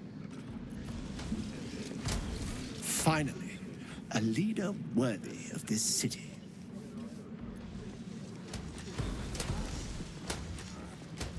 An historic day, the city's first Archduke. Archduke? Quite something, don't you think? I dare say Baldur himself would approve. Times of strife produce the finest leaders. Archduke Gortash will be no exception. Absolute's army won't stand a chance. Gortash will crush them like roaches under his boot.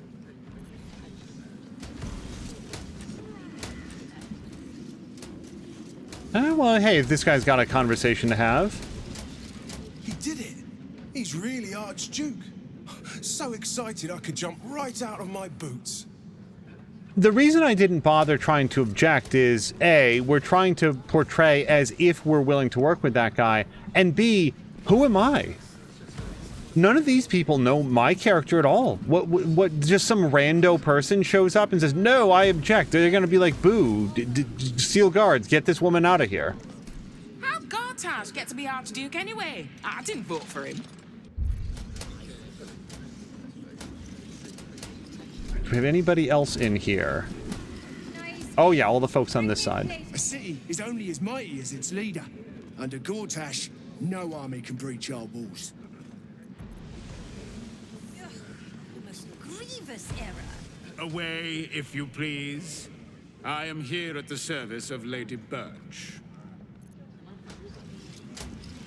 A commoner made Archduke of Baldur's Gate. I never thought I'd see the day. A good leader knows when to step aside. Ravengard did the right thing. What are they thinking? Giving a fellow like that such power? I give him a year at most. I was about to say that I feel like we've only encountered 100% approval for this, but no, then we immediately found that person. I am at my lady's service, and hers alone. The city is only as strong as its walls. Gortash understands this. The Absolute's blight will be a hard one to cure. Gortash is the Archduke for the job. Ravengard has spoken. Long live Archduke Gortash. The sooner Oh, this sorry. Everything's such a bother. Under Gortash, we're safe. More to the point, my fortunes are safe.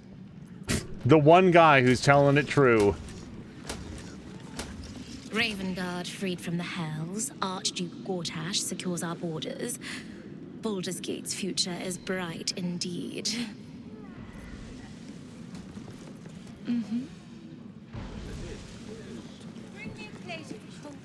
I'm generally pleasantly approving of everything that's going on. No dialogue needed. So, I don't feel like we have any reason to talk to Gortash again. Let me just see if there's any unique dialogue, but then I feel like we've done what we meant to do here. Kill Orin and take her Netherstone. Find me in my office upstairs when it's done, and do not return until it is done. Let this be my one warning. So here's what's definitely not going to happen. We go, we kill Orin, we get her Netherstone, we come back, and he's like, all right, GG, good work. Okay, so I guess we'll just be cool and be co-leaders of Baldur's Gate and take everything over for eternity. Like, there's just no way. He didn't go to all of this effort to share the power. Not at this point, not after he's been betrayed, as we told him, not just by Orin, but also by Ketheric Thorm. Also, we almost only have his word that he and Orin have split apart. I'm trying to remember if she's said or done anything that would lead us to believe that she's no longer working with him. He might just be lying about that. I'm gonna go on record as saying I think that they have. I think that now that there's a Netherstone out and about, the two of them are gambling over which one can get enough allies to get 2 of the 3 stones and then have the leverage. That's what I think is going on. However, we don't actually know, not for a fact, that the 2 of them have split apart. What did I tell you? A momentous occasion. I'm sure you agree. I've had enough, Mizora. What do you want? Your attention, little pup. Nothing more. And you'll be glad to give it. You see, Gortash has had your father relocated.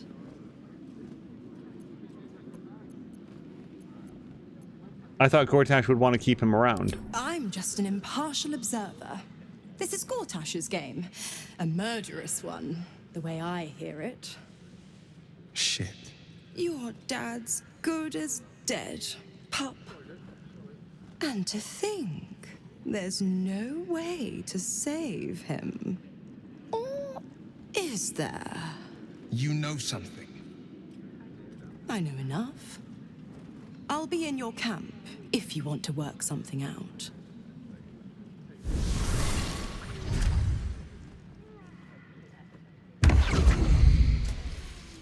Again, is she just invisible to everybody? Like everybody except us? It feels like she would draw some attention.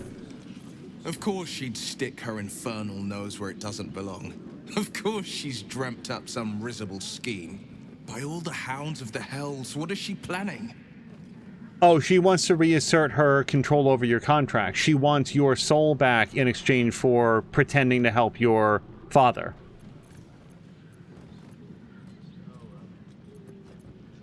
Where's Gortash taking your father, do you think? I couldn't even fathom a guess. Though, I doubt we'll need to wait long for answers. Let's make camp when we're able. Mazora will be waiting. Until then, may my father keep safe, whatever coop he's been flown to.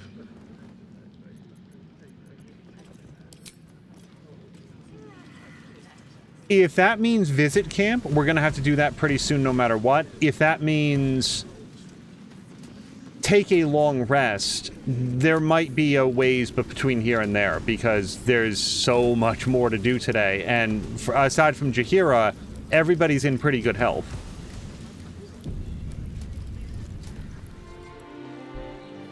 And then we've been to the Requisition Barn and to Rivington. I feel like we get to go forward then. We've done all of the questing down here, and everything else is moving further into the city. All right, let's do it.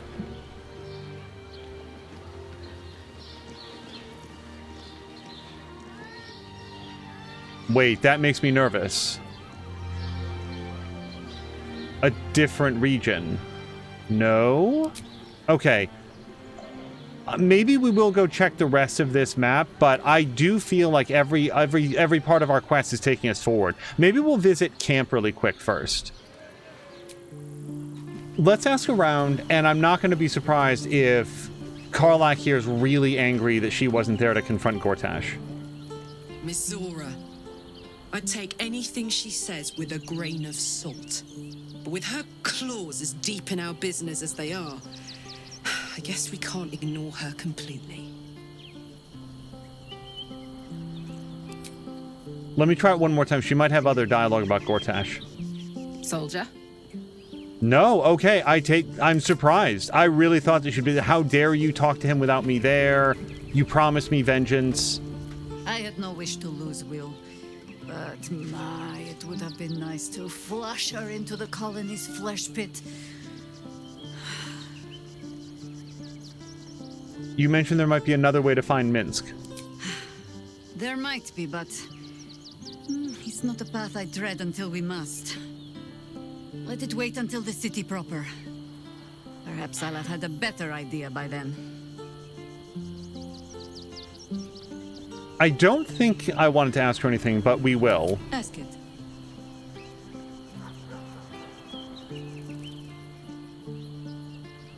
You fought in the Temple of Baal before. Would you be able to find it again? You speak of a battle more than a century past. Baal's minions led us through a maze in the Undercity, older than Baldur's Gate itself. We paid little mind to the path ahead, let alone how we might return, or that we would return at all. Still, the Undercity shifts. We might search down there. Or better yet, find a ballast to lead us. I don't remember if we've ever asked specifically about the Harpers. I've learned not to unpick the legends so many have woven around our name. Seeing the hope die in a romantic's eyes, it is only funny the first few dozen times. Some call the Harpers heroes. Others, petty meddlers who cannot help but stick their nose into every conflict they stumble across. The truth is in there somewhere. We try to work towards a common balance. If every other faction finds us equally annoying, that is probably a sign that we are succeeding. Sounds like you and the Harpers have... Oh, hold on, we've got a few options here. How did you end up joining? I will not bore you with a long tale. The short. I was born to a high family in Tedir. I remember little except that when my family fell, they fell far and fast. I learned young what fear and hunger make desperate people do. I learned to do some of it myself even. Until a roving circle of hedge druids found me. They raised me in the wild. But when it became clear I was perhaps not suited to a life of idle reflection, I was sent to the Harpers. to do. They showed me how to fight with sword, as well as spell, and gave me ample causes to wield them for. If I was not always the truest believer in every cause, well, I fell in love with someone who was. And that is almost the same thing. I want to hear all about the guy that she loved. I'm assuming guy because it was Khalid, right? No, not really. Yeah, nobody talks about Khalid. Sounds like you guys have a complicated history. You might say that. I left their service and swore never to return. Multiple times, if I recall. It is easy to get tired of the intrigue. The high causes shrouded in secrecy. I thought I might find another way to be of use to the world. And for a time I did. But my comrades would use a rather irritating phrase. A harper never leaves the chorus. She simply goes to spread the song. Meaning that whatever cause I turned my hand to, there I would find them. Harpers, stuffed with their own virtue, but always there. Always trying to help. So I returned to the fold. Returned to the city. Eventually they hung a title around my neck. High Harper. And I still do not know how to play one. If I wanted to spare Geraldus the same headaches, well, you now know why I needed him to be sure this is the life he wants. But you're staring. Which means the tadpole has finally eaten your brain. Or have I been talking too much? Either way, time to move, no? I really like Jaheira. Surely people understand that the Harpers are working towards the greater good. Ha! No. No, thank you. Let the wiser members of my order wrinkle their brows over that particular phrase. In all my years fighting for the Harpers, I am still never certain what the greater good means. I've learned to be content with, well, that was not so bad as it might have been. Never mind. And then the others we have definitely talked about. I do think it's time for Jaheira to bounce out of the party, except that she just said when we get to the other parts of the city, she might have an idea. So we'll probably keep her alongside as we cross the threshold into the other parts. I don't relish the idea of Mizora visiting our camp, let alone offering us anything resembling a deal. When the devils start approaching you, you know you're in deep.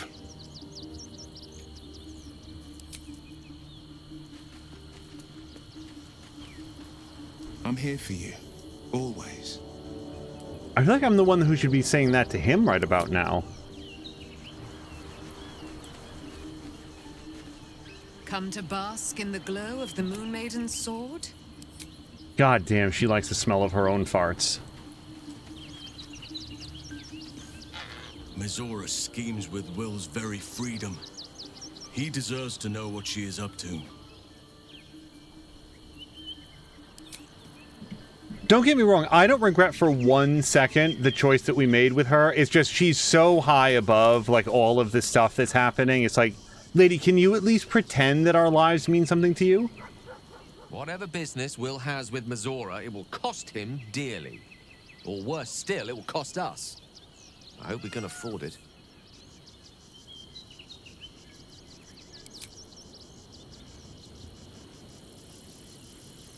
I bet Scratch has nothing to say.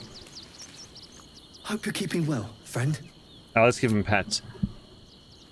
Yeah, so unless we see Mizora just sort of lounging about, I bet that we have to do a long rest. And since the last long rest, Karlach, Lae'zel, and Gale and Halsin haven't even stepped outside of camp. We've been adventuring with everybody else in the party, the people that you've seen so far, ever since then.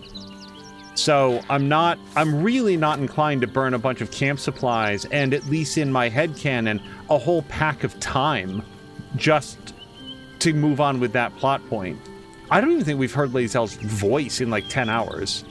A devil will come for her due. Mizora is no different. Whatever it is she comes to offer, whatever choice Will makes, someone will suffer. Count on it. You finally earned your silver sword. How do you feel? Incredible. Since I was old enough to hold a blade, I've dreamt of wielding a silver sword. The swords cleave both meat and mind, body and brain. To swing one, mesmerizing. To be slain by one, agonizing. Everyone I bleed with the sword will be my tribute to Prince Orpheus. Oh, nice. She's like completely on the Orpheus train. I honestly wasn't sure. She didn't seem to be that big of a fan of Vlaakith, but I'm glad to hear that we're making a decision that she's going to be cool with. Think on your knowledge of Githyanki's silver swords. What details did Lae'zel miss? No. Really? I'm a little... Oh, wait. Now it's too late. Well, maybe we'll get hyper lucky. Nope.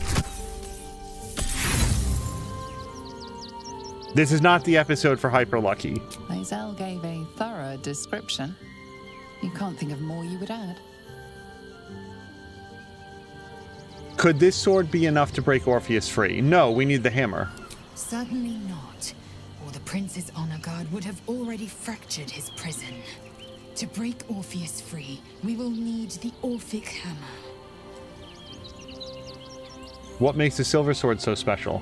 A Kithrak's silver sword is more than a weapon. It is an extension of your will, an entire limb unto itself. You merely need to think strike, and it strikes. The sword carves the correct path and carries your arm with it. The ancient slates tell us that each sword holds a fragment of the living gate, a flesh portal made from the stuffs of nightmare. The silver injures the body, the gate's flesh injures the mind, a formidable weapon against Geich. Lae'zel, you're going to shoot your eye out. Very well.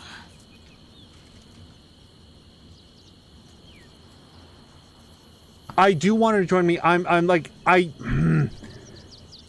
If not for the fact that I think next up we're gonna go do some Astarion and some Jaheira stuff, but maybe we can tap her in for Will, because like Will's basically hanging out waiting to talk with Mizora at this point. So yeah, let's bring. Wait, do I want to bring her? I feel like I'd rather bring Karlach. No, we want to bring Gale. I think, because we're going to go to Sorceress Sundries. Yeah, my character was probably back there. Not that it would have mattered. I've rolled a 10. The guidance wasn't going to make a difference. What's on your mind? No room in your party. What should I do? Let's hop. All right. If there is something that I'm meant to do before we go into the next section of Baldur's Gate the City, I don't know what it is, so let's proceed. In here I thought you had half a brain. How wrong I was. You signed a deal with Raphael. What were you thinking? How much time do you have? I'm not telling her to go cry about it somewhere else.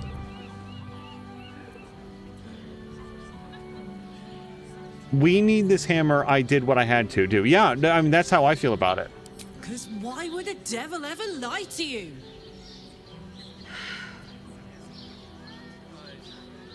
I think the better question is, why would I ever lie to the devil? Because that's what we've done, Karlach. I'm not saying it's a genius move.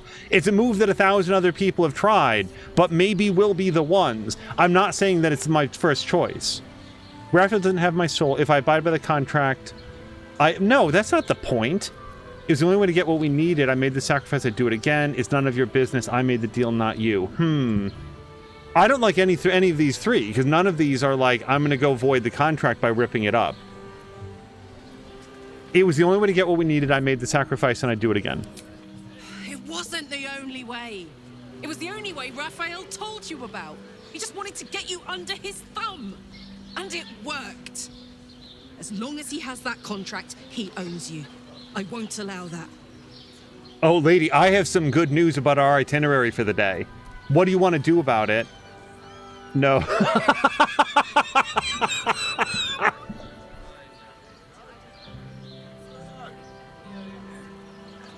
Karlach, just because one demon stole your soul and forced you into a lifetime of servitude and the 9 armies, that doesn't mean that all the demons are bad. What do you want to do about it? Because I know what I want to do about it, but I want to hear it come from her. We're getting that contract back.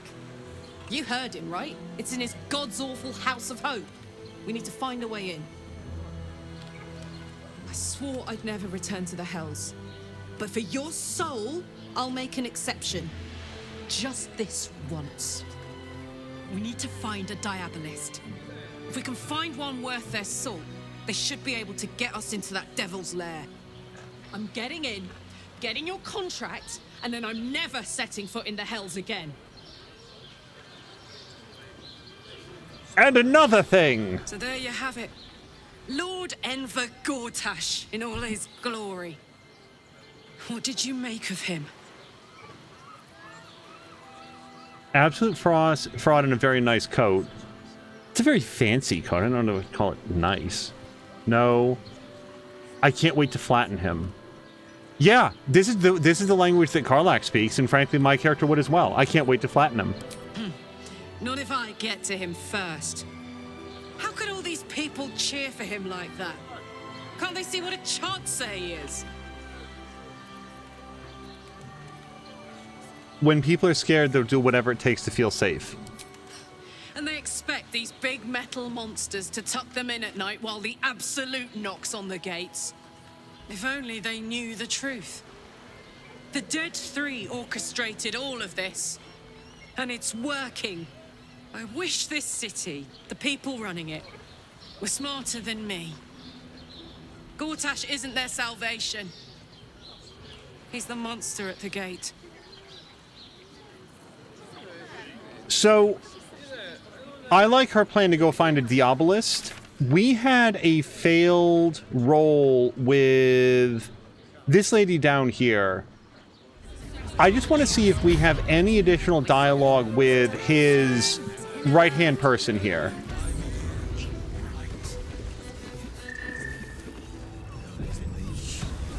All right, everybody's present.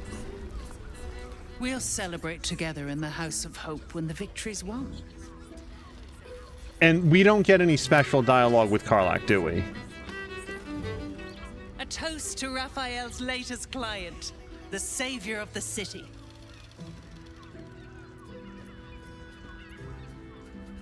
I hope you're right about saving the city. Maybe we can do another roll. The boss is always right, even though he's so very wrong. You're very enthusiastic. Yeah, we've seen a lot of this dialogue before. What is your job? I'm not keeping my eye on potential clients like you. I make sure the House of Hope is fully secure. Security must be tight. As a noose, devils often have prettier hordes than dragons. But sometimes the talking about this won't end well for either of us. So, if you'll excuse me. Oh, she doesn't have the insight for it. I've got to sober up and I'm not keeping my eye on as a devil, but she's enjoying your company, and the liquor has loosened her tongue, but she's anxious about the direction the conversation's taking.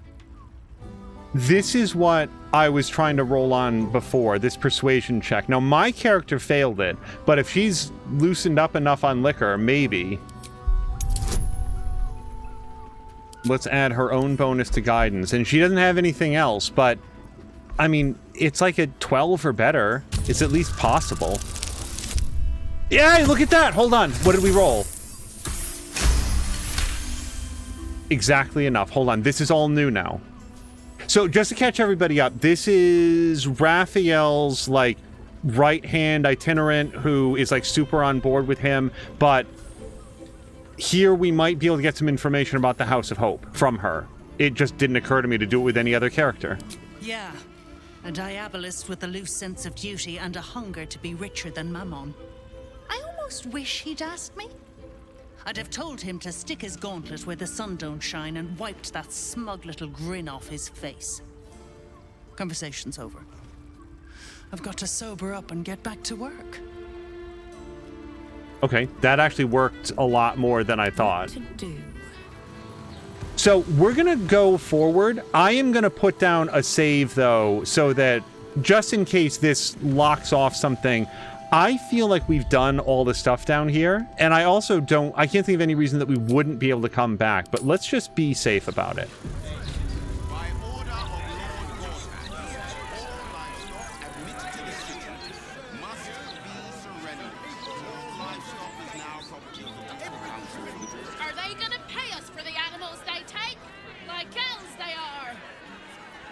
I like that person's hat. Move along. I've got my hands full enough without gawkers. My herd are dairy goats. I bet they're going to slaughter them, the poor things. My husband's still in the outer city with the few cows we have left. How am I going to tell him we have to give them up? But we've really walked into a completely new situation here. Confiscation of livestock.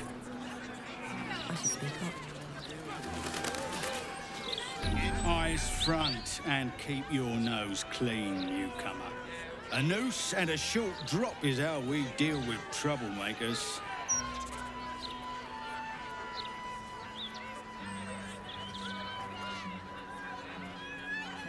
I don't know, maybe I'm just feeling mouthy right now. A big guy like you would make for an easy target.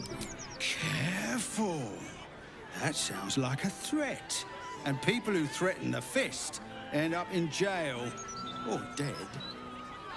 Now run along before I start taking you seriously. Moving ahead.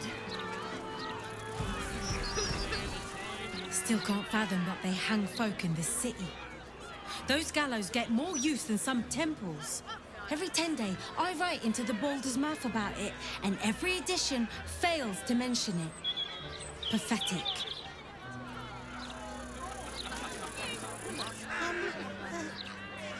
Hello? Does anyone want to buy a gazette? I will. I like the last one. Thank you.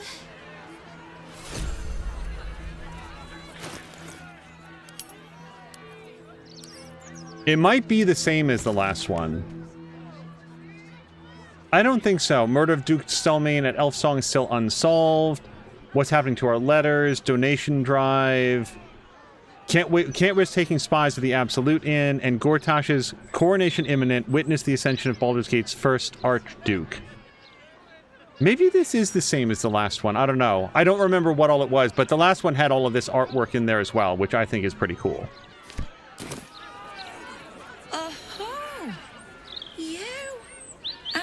You? How delightful to meet in person. Though, you're shorter than I expected. Orin, I presume? How do you know me? How is such an overrated question. It's the who and the why that matter, darling. My name's Estra Stir, journalist. I speak to the people of Baldur's Gate so our readers don't have to. Okay, I need to shake her hand just based on the name Estra Stir. It's a great name. You work for the Baldur's Mouth Gazette, I presume? You are quite correct. The best broadsheet around. I would certainly recommend picking up a copy in the near future. You are, after all, the star of the next Baldur's Mouth Gazette. I never asked to be written about. No one ever does, my sweet. But look on the bright side. You'll be famous. It's our juiciest edition in an age bound to get everyone talking about you. Don't I get a say in this? Darling, we can't let the readers decide what the content is. We've editors for that. Now, if you'll excuse me, I've really said rather too much and written rather too little. Good day.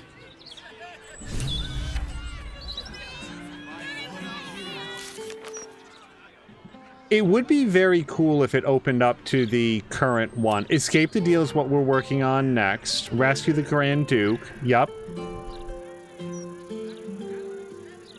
Stop the presses. We met a journalist. Okay, so not the editor. Estra who told us we're set to star in the next edition of Baldur's Gate. Baldur's Mouth Gazette. We should find out why. It's not going to be a good story. I wanted to read Be Wary of Foreigners. Foreigners should be shunned. Their decadent ideas infect our youth, and they steal Baldurian resources without contributing anything. The recent wave of refugees should be driven from Baldur's Gate. Let other cities take them in. Baldur's Gate has already given enough. I'm not allowed to rip that down, I don't think. Rat Trouble, references upon request. Hexed by a hag, lost a loved one to a deal. You're not alone. Join other survivors of hag treachery. They have a hag survivors group. Oh, hold on. Help the hag survivors. So we picked up a whole bunch of like knickknacks and trinkets out of the hag's place, but I sold all of that stuff. And I mean like all of it. I don't have any of it anymore. Oh, you guys, I bet that if we held on to that stuff, we could give it back to those people, because it was all about, like, whispers of a lost loved one and memories of a sea-dropped sea and, like, all of this stuff that was so poetic. And we're going to go visit Baron's Coop, but I don't think that we would even be able to find the person that I sold it all to. Rooms available. And adventurers wanted to go get the night song. Oh, hold on. Night Song decided to camp with us. We should see what the wizard in Baldur's Gate wants with her. Well, I really think that we should talk with her about that. I feel like she spent enough time being an object. Thank Helm we made such good time. The army of the Absolute are back. Certainly encourages a brisk pace. Don't get too comfortable. It's only a matter of time before the army of the Absolute gets here. Sorry about the pong. We've been on the road for more than a 10-day. So this is interesting in that I can't seem to quite talk to Gasselblad. No, not interested in a chat.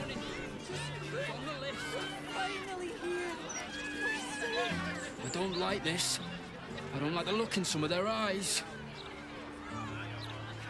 I would really like to make a calm down roll. Oh, wait, no, there's somebody back there. All these folks can just keep their shit together.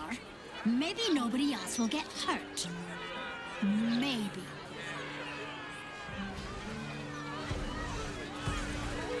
The citizen is unconscious and won't be waking up anytime soon. These street trash need to watch their tone and don't tolerate disrespect.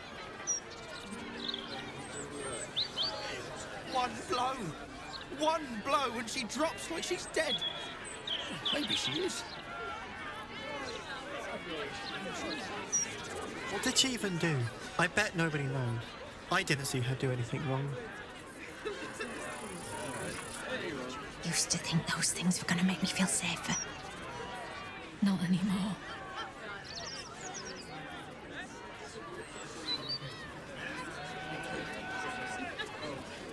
Okay, we've already talked with Reagan. All right, we've sort of gone around this square of gallows or whatever, this plaza. So this is Basilisk Gate. Helpful to know. We've already talked with Newshawker Lawan. Stop the Presses is nice and close, and also that I really want to go investigate the murders. Let's go do that. That'll be our next task, which is northwesty. I was about to say, as we were crossing the threshold, how many episodes has it been that I've been trying to do this murder investigation? Come to have a go. Give it your best shots. An air of decay hangs over the stooped beggar's form. The smell of rot, the smell of death. Gold first, then you can hit me. I don't think I want to.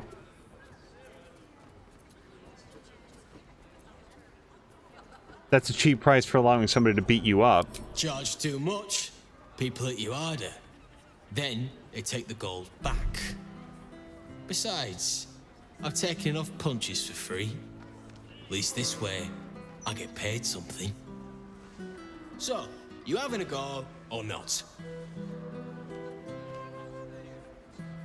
Can I just give him the money?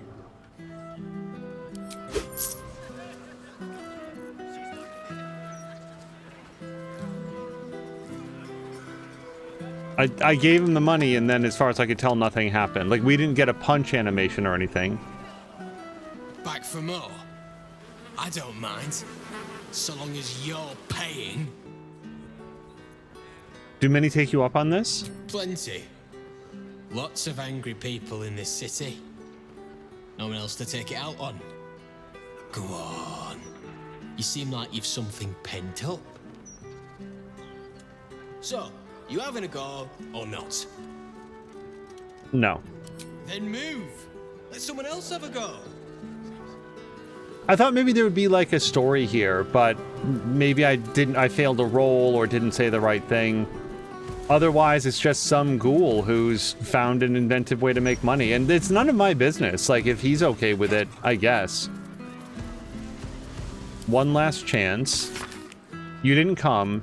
Don't you realize I'm risking my neck for you? I can't have this information sitting on me or they'll find me. I'll give you one last chance. Meet me tonight or never contact me again.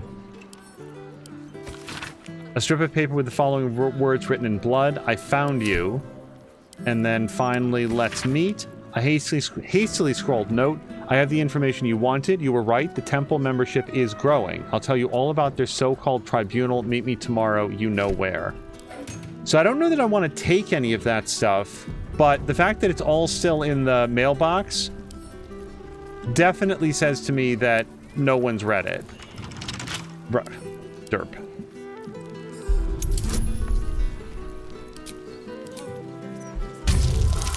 Shame no one cares.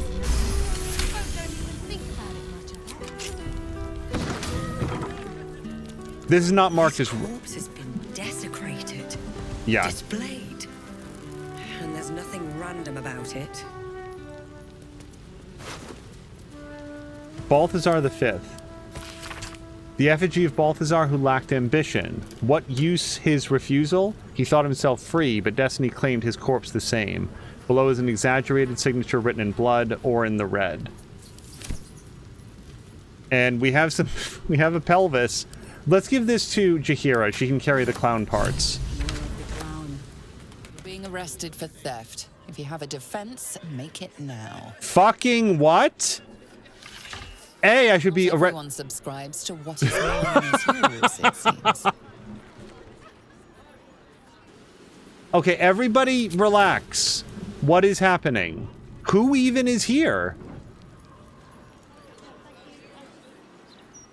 I like that their issue was not with the environment, but rather with the action. Hey, you! You can't take that. You can't take that clown pelvis.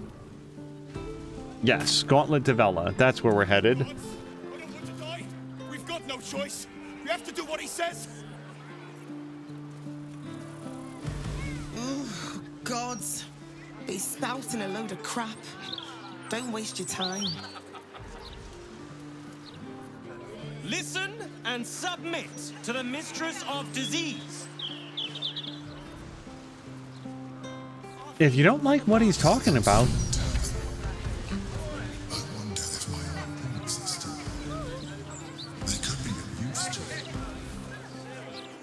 Let's just a quick chat with this kid. Oh, do you actually want one?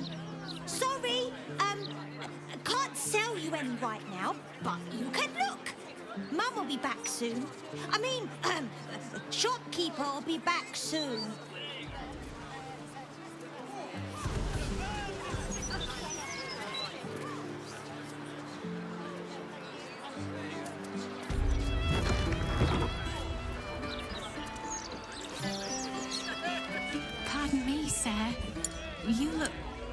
prosperous.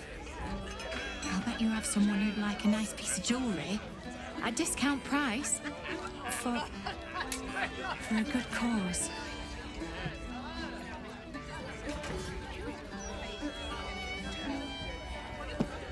All right, I'll go for it. This isn't my first shakedown. What's the grift? Escape.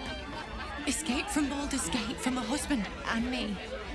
Lord Gortash wants Marek's head, so we have to get out.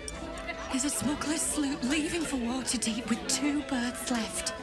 But the captain wants a fortune for him. This necklace is all I have. Since there's no insight check that says that, like, you know, to check if she's lying, let's assume that she's telling the truth. Keep your jewelry for your troubles, and we just pay her. I think that that's what we do. Yeah, no, if she wants to leave, I'm not going to convince her to stay. I don't know how this is going to go. Look at my track record so far. Look at how well I've done in the game so far. I can't tell her everything is going to be fine. Keep your jewelry. Here's the money that you need. I don't know what to say, except thank you. Thank you so much. Yeah, keep that in your sock and get out of here. There's some unsavory folks about. Another? Should I have another? Oh, it'll need to preserve me. I need the courage.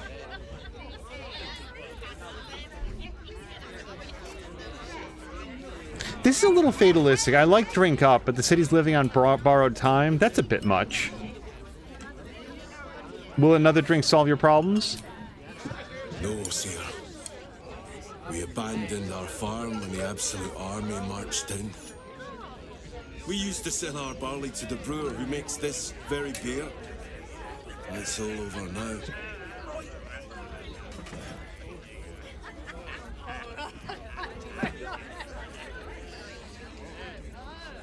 I'm never a big fan of this. Oh, just retrain. Just get a new job.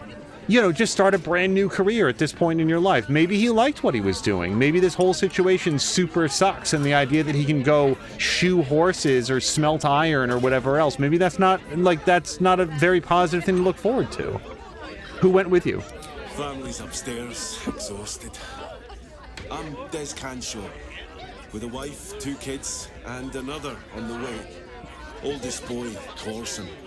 He means well, but he eats as much as the rest of us put together. I have to find him a place here. Found any opportunities for him? A fancy feller called 3-Piece wants to place Corson as a cleaner in the counting house. But I don't trust him. Maybe I should just join the Flaming Fist and take the signing bonus. What else can I do? The Thieves Guild are always on the lookout for talent. He'd never run out of work. Forget the city. The wilds have everything that you need. Wow, that just feels like a lot to dump on this guy.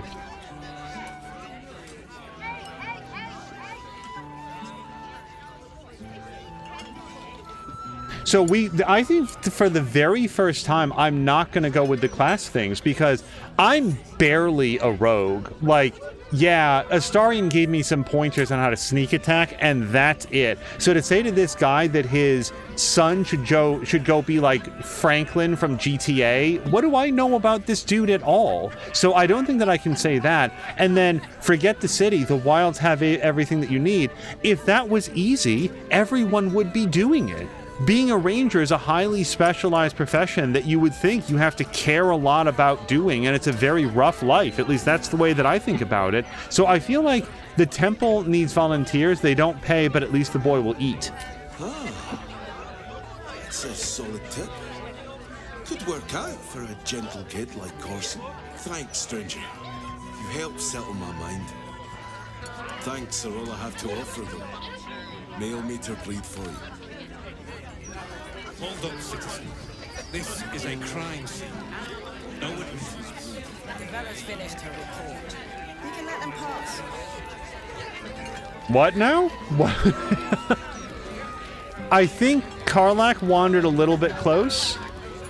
Halt, Civvy. Turn back. This is an active crime scene. Hold on, Thornhill. I'm tired of standing here. Devella's been up there for ages. Some diversion would be welcome. Investigator Valeria told me to speak with Constable Devella. Constable Devella said she wasn't to be... Investigator Valeria outranks her. As you were, Civvy. Fair warning, though. She's in a foul mood. Burlap sack. Speaking of thievery... Oh. See Alan at the bar for drinks. I'm busier than a two-pecker go. Okay. Don't want to know what that guy does for fun. Up parvenu, Gortash, an archduke. However did they find a crown big enough for his head? Archduke? Lord Gortash is a trifle young for that, don't you think? Not that anyone cares what you think, or me for that matter. You talk about the honor of your order, but what about my honor? I made a deal. Stog, if you want to join the Vigilant Knights, you have to quit beating people up. Settle down? They're having a perfectly civil conversation. Does somebody need to get beaten up? I can handle that. Actually, Karlach can handle that. I'm just gonna be there to wish her well. I'm supposed to bust up this guy what owes money to Uktar of the Guild, but Gerva says if I want to join her order, that's a no-go. I already took the money for it from Uktar, so I gotta follow through. It's like an oath or something. And I know you understand oaths, Gerva. What am I going to tell the Vigilant Knights, Doug? That you're knee-breaking for goodness? If he wants to join an Order of Helm, it sounds to me like Stog has to give up knee-breaking effective immediately. Well, it does sound like that, but also I don't care about this. If Stug's already been paid for the task, he has to follow through on it. I do kind of feel that. I feel like that's what my character would say. Give me the money Uktar paid you for the job, and then you're off the hook.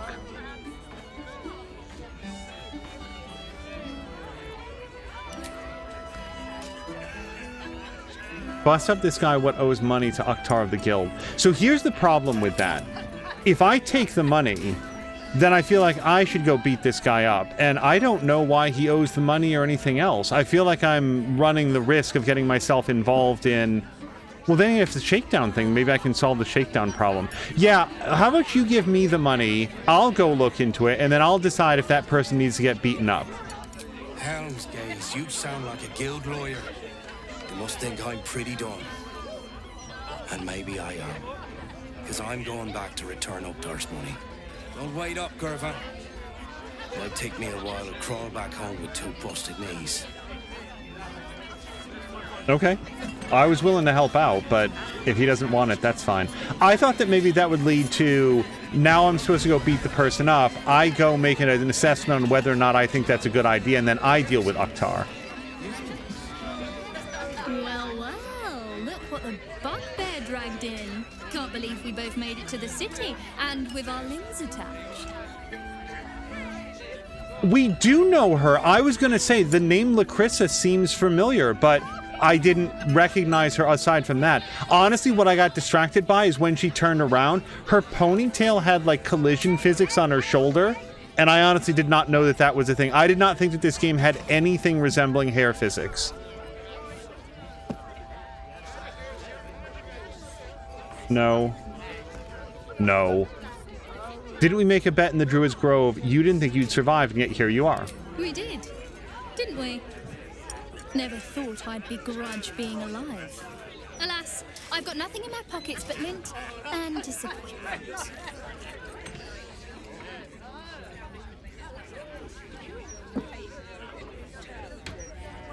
Perhaps I can help with that. I'd like to trade. Oh god, she wasn't kidding. I don't even need that stuff, so enjoy. Hello, old friend. Oh, so I assume I used to know everybody around town. Now I'm a new man. You sound kind of messed up, to be honest. Messed up is what I was before. I was a playwright who lost the will to create. Now I see just how little that matters. That's it. From one warrior to another, I must say, it's just embarrassing the way the Flaming Fist lets this murderer go around killing people and getting away with it.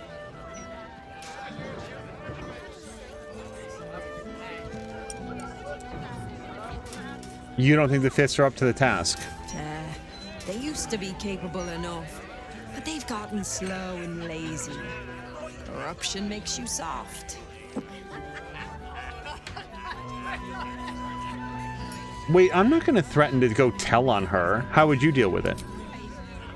I'd start a special crime unit. A half-dozen hard cases. Grab some likely losers in the back alleys and beat on them until we got some answers. Commander Portier says she already has some investigators she trusts. Soft-talking namby-pambies, I'd wager. When they fail, and they will, count on it. She knows where to find Dame Gizar.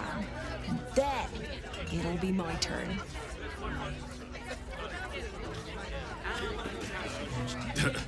I sure wouldn't want to be on the Flaming Fists. They got the shittiest job in town. Believe me, I know something about knocking heads together. I like the name Bombasto. All right, let's go head upstairs. Where? Oh, right over here. Then again, we've almost completely circled the room. Drink up, Blas. We're celebrating. If you won't drink with me, I bet this stranger will. Right, stranger?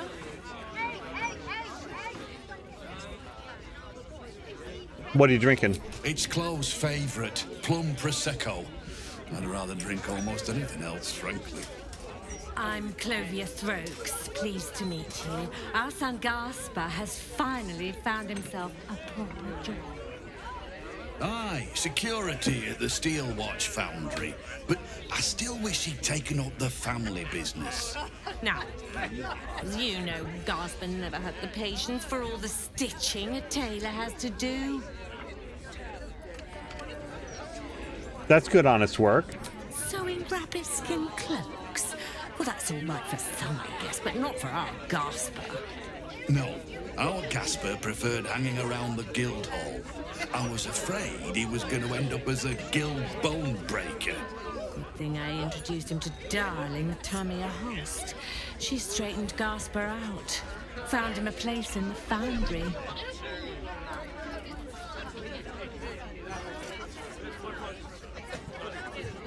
We're about to blow up that foundry, so...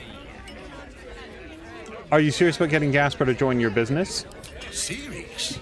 I'd promote him from rat catcher, full partner. No, Blas. I've been trying to tell you something all night.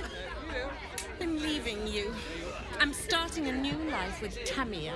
I'm going to sell the business. And the money we used to start it was mine in the first place. I'm afraid that's it. For throats, for cloaks. Oh, dear. The bottle's empty. Let's have another and talk about it. I think I need to take a walk. In a minute. Seemed like a lot. I thought you were going for a walk, Blas. What? Oh, you're still here. Maybe you should take the walk. I thought you were going to... Okay, I didn't know if maybe they would keep going. A new Archduke? Fancy. Never had one of them before. Says Truffles Smythe. Aye, aye. Pull up a seat. If you can find one spare, that is. Business going well? With all this talk of war, what else have folk to do but drink? I reckon the murder would had something to do with it too. Got punters all intrigued. On that morbid note, what can I get you fine self? Tell me more about the murder. Going to make this place famous, I reckon. Victim is a bloody duke. Boleyn Stelmane. Well, she was a duke. Now she's just bloody. I reckon I'll be able to charge double for that room once the constable's done with it. Murders and ghosts are always grand for business. At least, I hope. I'm looking for a place to stay. I bet he doesn't have any rooms. I tell you what, the murder upstairs has brought some punters, but it's also really spooked folk out of renting rooms. If we get you staying up there, perhaps folk will calm down and realise there's nothing to worry about. You can have the whole upstairs floor until this killer thing blows over. Wait, I don't know why I want this, actually. Like, in Baldur's Gate, you would, like, rest in an inn to get, like, a resting bonus. I think that was a thing in, like, Pillars of Eternity as well. But, like, that's not a thing over here. What do I want to pay him 200 gold for? What makes you so sure it'll all blow over? The city always wins. There's always some hero that saves the day. It's the way things work. He's not starving for business. This isn't like helping out the refugees. Could I get a discount on the accommodation? Because here's the other thing. My character, like, sleeps outside all the time. This is where she wants to be. She likes being in camp. She doesn't want to stay in an inn. If I was almost any other class, I feel like this is what we'd want to do. But how about a discount? Charity in Baldur's Gate. Good one. Yeah, what kind of a loser would do that? I could go for some deception. We could also Karen him. I want to see your manager. But persuasion here seems like the most... Yeah, you want 200 gold to sleep next to a murder scene? Really?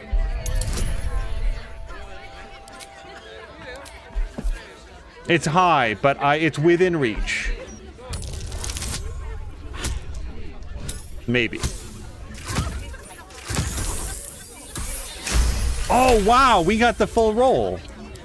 Keep your voice down about the bloody murder upstairs. Top floor's all yours. If it gets a bit too noisy at night, well, don't sleep above a pub. Yo, you guys, the discount was free. Take that, Travelocity. Also, look at this. Obtain a room and board at the Elfsong. I was wrong. I thought that my character would just be like, no, I don't want to stay in the town. This is what I left to get away from. But no, both my character and Karlach are all about it. Okay. Yeah, Kay was asking, did you get it for free? $0. That worked out great. Because, again, I don't even know why I want that. And aside from the inspiration, which, believe me, I'm drained of.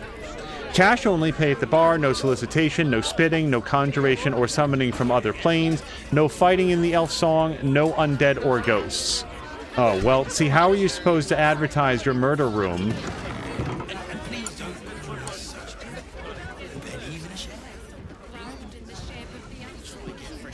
I don't see anything new back here. Nope, at all. This is just a storeroom.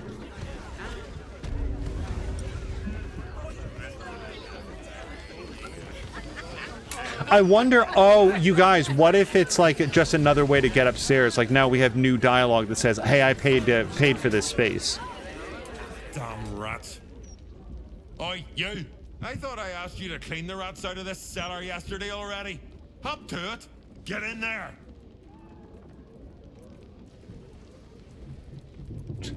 Sure, why don't you simply speak to them? Speak? To the filthy vermin who are ruining my stock? I think not. Oh, go on. Nothing better to practice your skills on than a few rats. You guys, if we this time get the go kill 10 rats mission in an RPG, at this point in the game, I'll be so happy. Hello, servant ape. Would you kill those rats, please? Their presence vexes me. Lying around, you furry chunkers. Look, Tambourine. A servant comes to help us. Oh, kill those rats, would you? When they're dead, the other servants will feed us. I really like the cats. Rovia burned the bullion base again, and now I have to scrub the pot. Some chef he is. Never goes off. The cellars are just down the stairs. There, you'll find my old lodgings. Okay, hold the hell on. I thought that maybe we would go kill some 5 rats, but if we're gonna go down there, let's go upstairs and talk with the investigator, and then we'll do the cellar.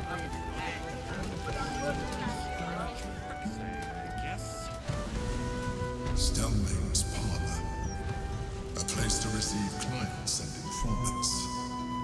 I wonder if it's as I remember it. Crime scene not open to public by order of the Flaming Fist. I don't know how else we would go in here except through the main door.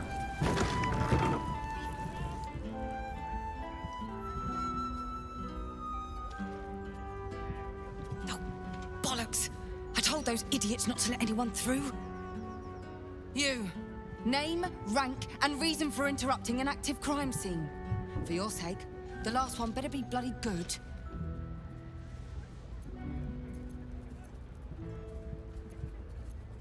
Investigator Valeria sent me to find you, Devella. To fetch her another bottle of mead, no doubt. Yes, I'm Devella, the unfortunate colleague. Unless you've got useful information, leave me to my work. Duke Stellmane's dead, and I've got to find who killed her. I like just straight up telling her about the murder target list. Yeah, why speculate if you have evidence? Tell her about the murder target list. Good. That's it. Proof that I was right. I've been working on an assignment, see? A research project of sorts. I knew my conclusions were sound. But this... I never expected this. I'll tell you what I know. A century ago, there was a man. Saravok Anchev. He was a child of the god of murder, Baal. He ruled the Iron Throne, a dark tower hiding a darker secret.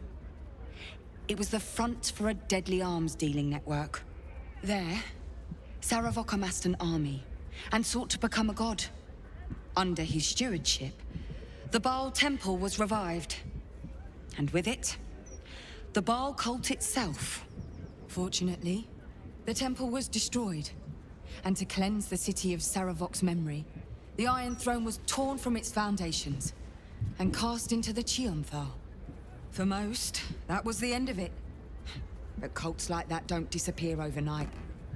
That list you spoke of confirms I'm right.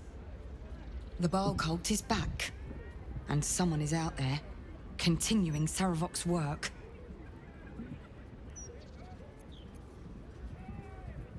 This is very straightforward. Baal has a new chosen in Baldur's Gate. Orin, I suspect that she's behind this.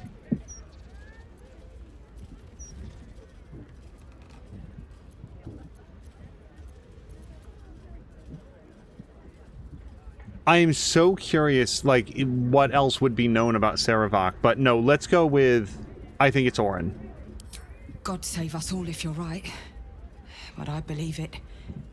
Whoever it is, they're intimately familiar with Saravok's work. The brutality of the killings is on a par with Saravok's own. But there's something more here. Something new. There's a reference to these murders.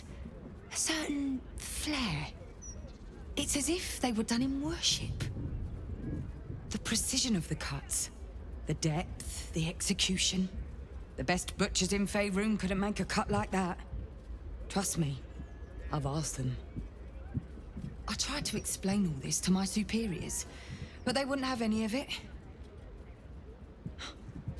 They told me to drop it.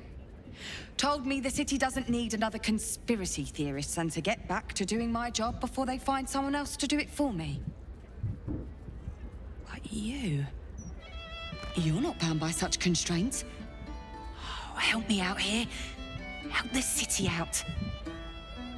I bet if you follow the trail of these murders, you'll be able to unearth the truth of this resurgence. What about the other victims on the list, the ones that are still alive?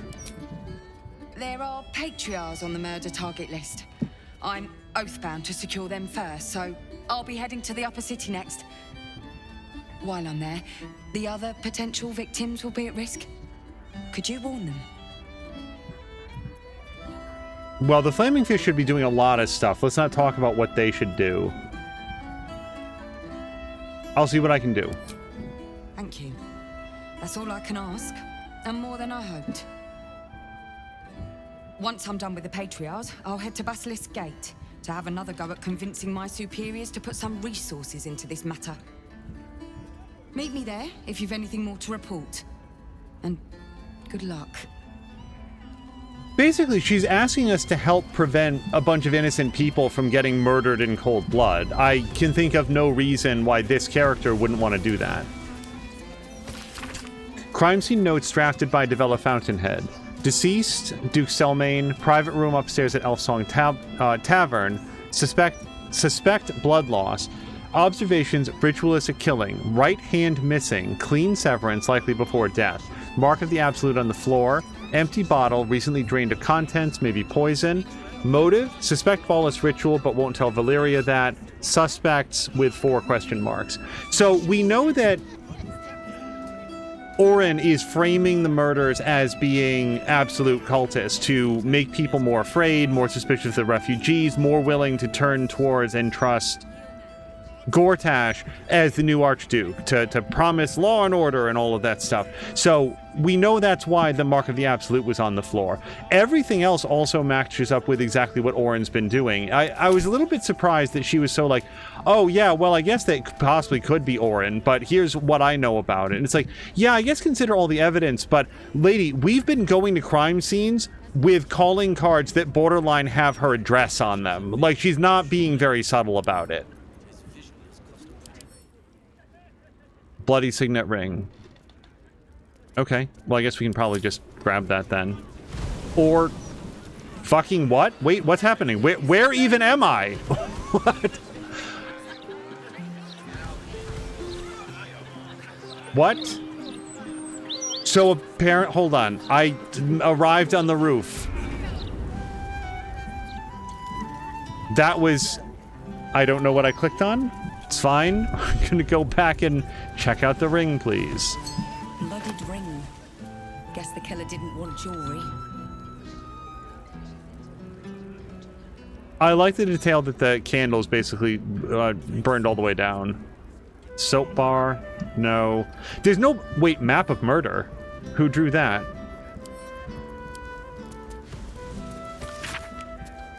The map of the city bears a single marker, the location of one murder site where the slain were arranged into a grotesque tableau.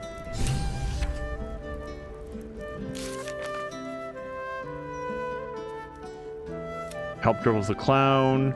Yeah, we found torso and pelvis so far. The Emperor's old hideout, which is in the basement. And then investigate the murders.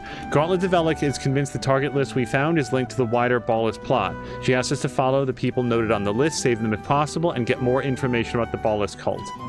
Is that the map that we found, though? It kind of seems that way. And then we did that. It doesn't feel like I need to carry the map with me, though.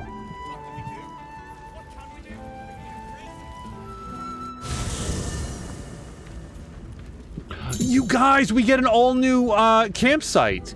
Foraging is a thing of the past in the Elfsong Tavern. To purchase camp supplies for resting, simply visit the dumbwaiter hatch. Okay, that's cool, but we've got that. And there's so much stuff here. Okay. I feel like we're basically at the time that we have for now, so why don't we rest in camp? Between now and the next episode, I might do a quick inventory pass. If there's any dialogue to be had here in camp, I will save that for the next episode, and we'll pick up with episode 33 by going to visit the basement, checking out the Emperor's old stash, and then tracking down some would-be murder victims, hopefully before they finish that journey. We will see you guys as soon as possible for episode 33. But for now, thank you guys so much, and I hope you have a great night.